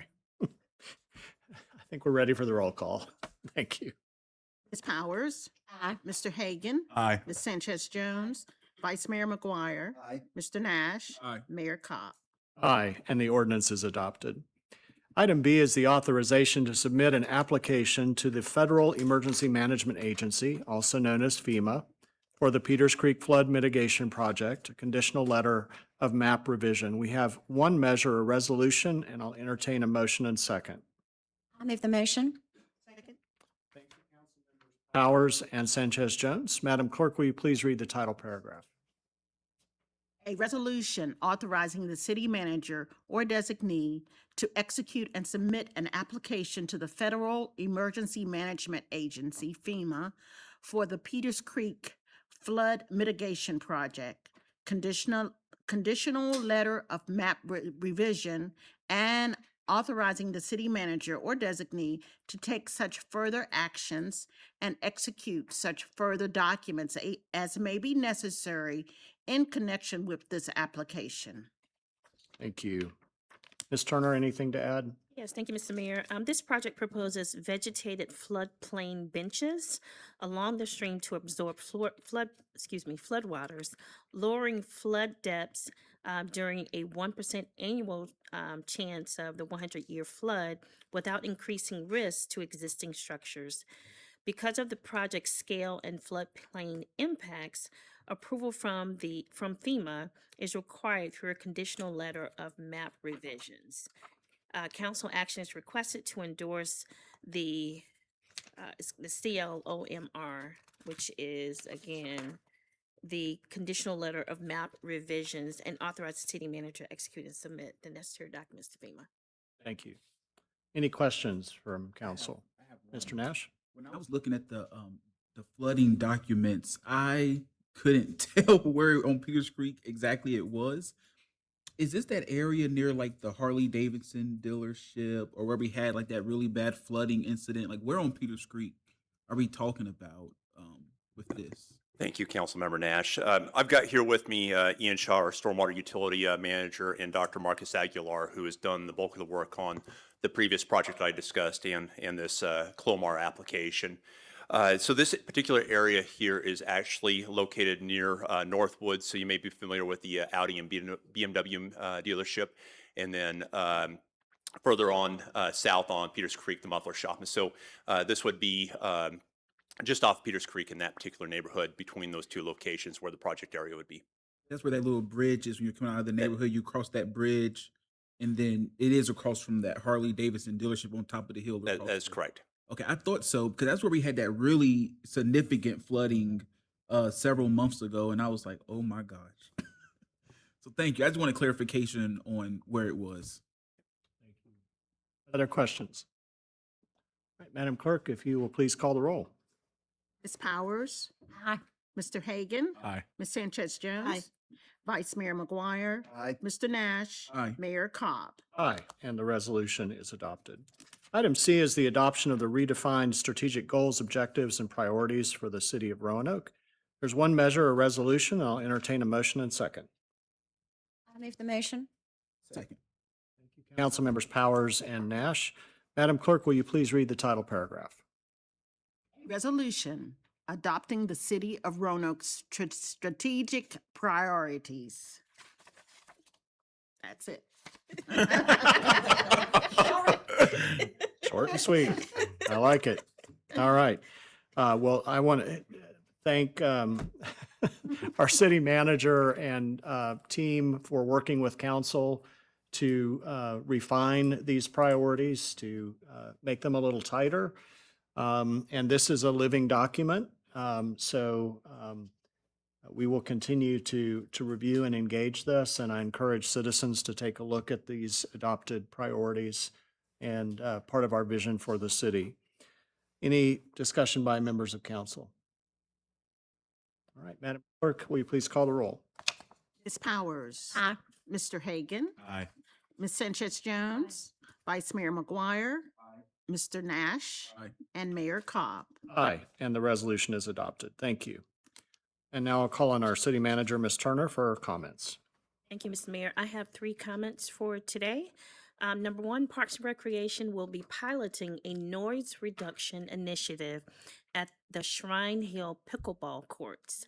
Staff has installed librarian quiet pickleball receptacles. Why are you laughing?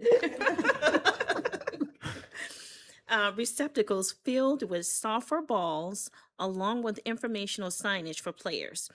This effort responds to neighborhood concerns regarding the noise associated with pickleball, specifically the sharp ping sound produced during play. The use of softer balls is intended to help mitigate that noise while allowing continued use of the courts. RVTV will be filming educational promotional segments for this initiative in the coming weeks to help the public and encourage participation in the pilot program. Thank you very much. I feel like that's going to be a successful pilot. We hope so. We will find out. We right? hope so. We hope so. Number 2, in recognition of International Women's Day, the International City County Management Association, or ICMA, hosted the 2026 She Leads Gov virtual forum on March 5th. This year's forum themed Innovate, Inspire, Impact brought together more than 1,200 participants who joined virtually throughout organized watch gatherings across the country. The She Lead Gov forums connect professionals committed to supporting one another, encouraging meaningful community change, and advancing innovation in local government.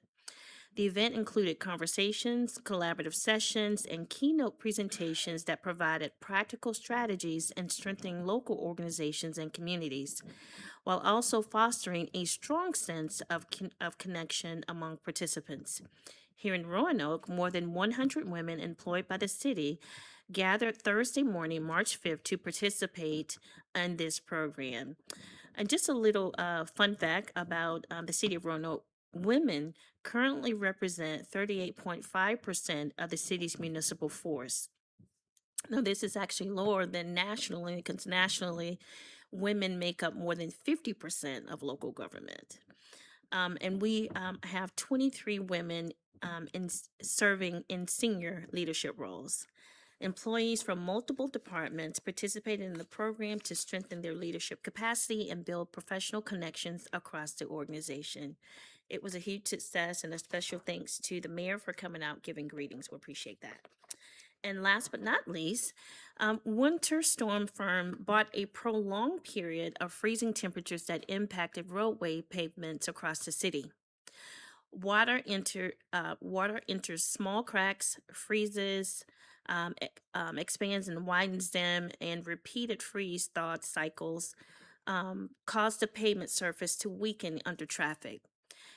Heavy equipment used for snow and ice removal operations also placed additional stress on the pavement.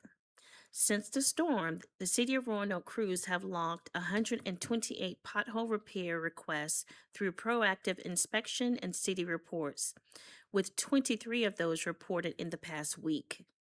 This volume is roughly 2.5 times higher than the same period last year, reflecting the storm's impact on road conditions. Crews have already repaired nearly 90 of those potholes, improving safety and ride quality across the city. The storm also strained the Water Authority's infrastructure, resulting in 140 water main breaks. Some of these breaks can resemble potholes. While most breaks have been repaired, permanent roadway restoration takes additional time. City right-of-way staff continue to monitor these locations to ensure repairs meet established standards while restoration work progresses. And just a special note, to date, 20 locations have been fully restored, and the remaining sites have been temporarily patched to maintain safe travel. Mr. Mayor, those conclude my comments for today. Thank you very much for that update. I know we've certainly all gotten calls and emails and social media posts on the glorious potholes in the city. I think that gives an important overview. I know that it also is related to certain temperature levels in order to do this kind of filling and repairing of potholes, and we're there. So I'm glad to hear that we've made this much progress. If citizens have potholes to report, what's the best way for them to do that? Mr. Mayor, thank you for that question. There's two ways that they can report that. They can report those through the iRoanoke app, and that is the preferred method. However, if they prefer a phone call, that is going to be 540-853-2000, option number 3. Thank you. Yes, sir. Would we be able to share that out as a post on our social media? Yep, we'll get it out. Okay, thank you. All right, now, next we have our public matters follow-up, and Ms. Hedrick, welcome. Every council member should have received a print copy of this, but we're glad to hear it directly from you. Good afternoon, Mayor, Vice Mayor, members of council. A bit of a short report this week, but we have started individually reaching out personally to each member or each resident, that speaks before council. So while it doesn't look like much on your paper, each person that's spoken in the last 2 weeks has received communication from me regarding their concerns. So in terms of school funding, at the February 17th meeting, 17 residents, which included 6 students, spoke about the proposed changes to the school budget. And again, each speaker received an acknowledgement and a thanks for their time. We also had 5 residents that spoke at that same meeting on behalf of the Friends of Washington Park, specifically advocating for the restoration of the caretaker's cottage. There was one question about an insurance document submission that was referred to I almost called you the city manager. You got another promotion. Was referred to the city attorney's office, excuse me. And again, all residents were made aware that their comments were heard and had been passed along, if necessary, to the appropriate departments. Dr. Manns also has a concern about the potential health impacts from a neighbor's tree. She shared those during the February 17th meeting.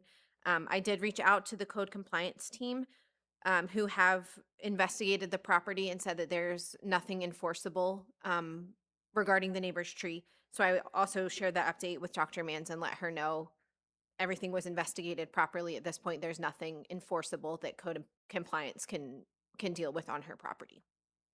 So it sounds like in regard to that last one, it's really got to be a communication with the neighbor who owns that property to remove that tree. Yes, Right, and that- at this point, it's not city property, so it is difficult for us to intervene in that Right. situation because Mayor? it's private property and I there's have no some actual update on this for you. I spoke to our city manager right before I came to the meeting today. I did have a call from Barbara Derrick. She's helping her. So apparently what they need is they need to get the person who lives next door. Part of the tree is own both properties from what we've now determined. They do have a company that is supposed to be coming tomorrow to cut down the trees. However, they need Mr. Pentimony's address or phone number to get permission to get access to his property to fully get that tree down. Miss Mans is also has gotten help from Blue Ridge Independent Living that is going to be helping her with some of her other issues, one being her driveway and inside her house, the ceiling. So I don't really know how we get that information to her. They're expecting me to call them back this afternoon or tonight to give them this information so that they can get that neighbor's permission for the tree company to take down the tree. So I don't know if that information is available through GIS. Sometimes we don't have updated numbers, but I suppose we can just try and work with city staff to get the contact information for that property owner. Yeah, and we're looking into that. Okay, thank you. And thank you for the follow-up on that. Very helpful. And that is all that I have today for your follow-up. All right, So, thank you. Oh, yes. Mm-hmm. Ms. Jarnett, when Ms. Hedrick calls whatever speaker comes up before us, does she also clarify some misinformation that they come before council with? Is that part of the engagement with that speaker? And I'll let her speak.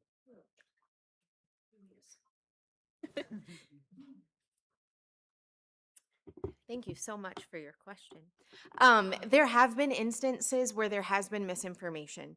These particular reports, I did not find that to be the case. But in the past, when something like that has happened, I very often communicate with multiple staff members.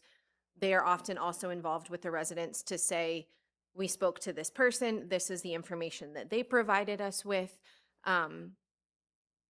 It's a bit of a delicate balance because we do want residents to know we hear you, we understand your concern, but we also want to make sure that the city is giving accurate and truthful information. Right. So when those things have happened in the past, I'm very careful to pull in any staff members that have been involved in the situation to make sure that we're saying what is true and we're being very clear about our communication. Thank you. You're welcome. Great question. Thank you. Then we will move on to reports of committees, and these are opportunities for council members who serve as liaisons for any authorities, boards, committees, or commissions to give report updates. Anybody? Well, I have one. We had our Greater Roanoke Transit Company Board meeting today. We voted to, and this will come to us as a resolution probably at our April meeting. But because we typically do fare free days on transit for elections, we voted to do that for the 3 upcoming elections.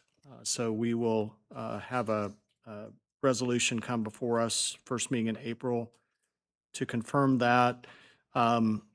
We are receiving applications for the Transit Passenger Advisory Council. We currently have 3 vacancies, and so we'll be working to fill those as a GRTC board. And then probably the most exciting news is the progress we are making related to a new bus shelter and stop at Walmart at Valley View. That is moving forward very quickly now that Walmart is excited about it. Some test runs have been done by Valley Metro because this will require going through the parking area in front of the store.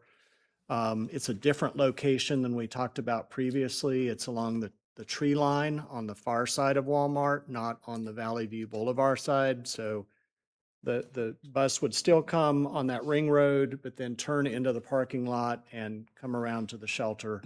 But I wanted to update you all on that.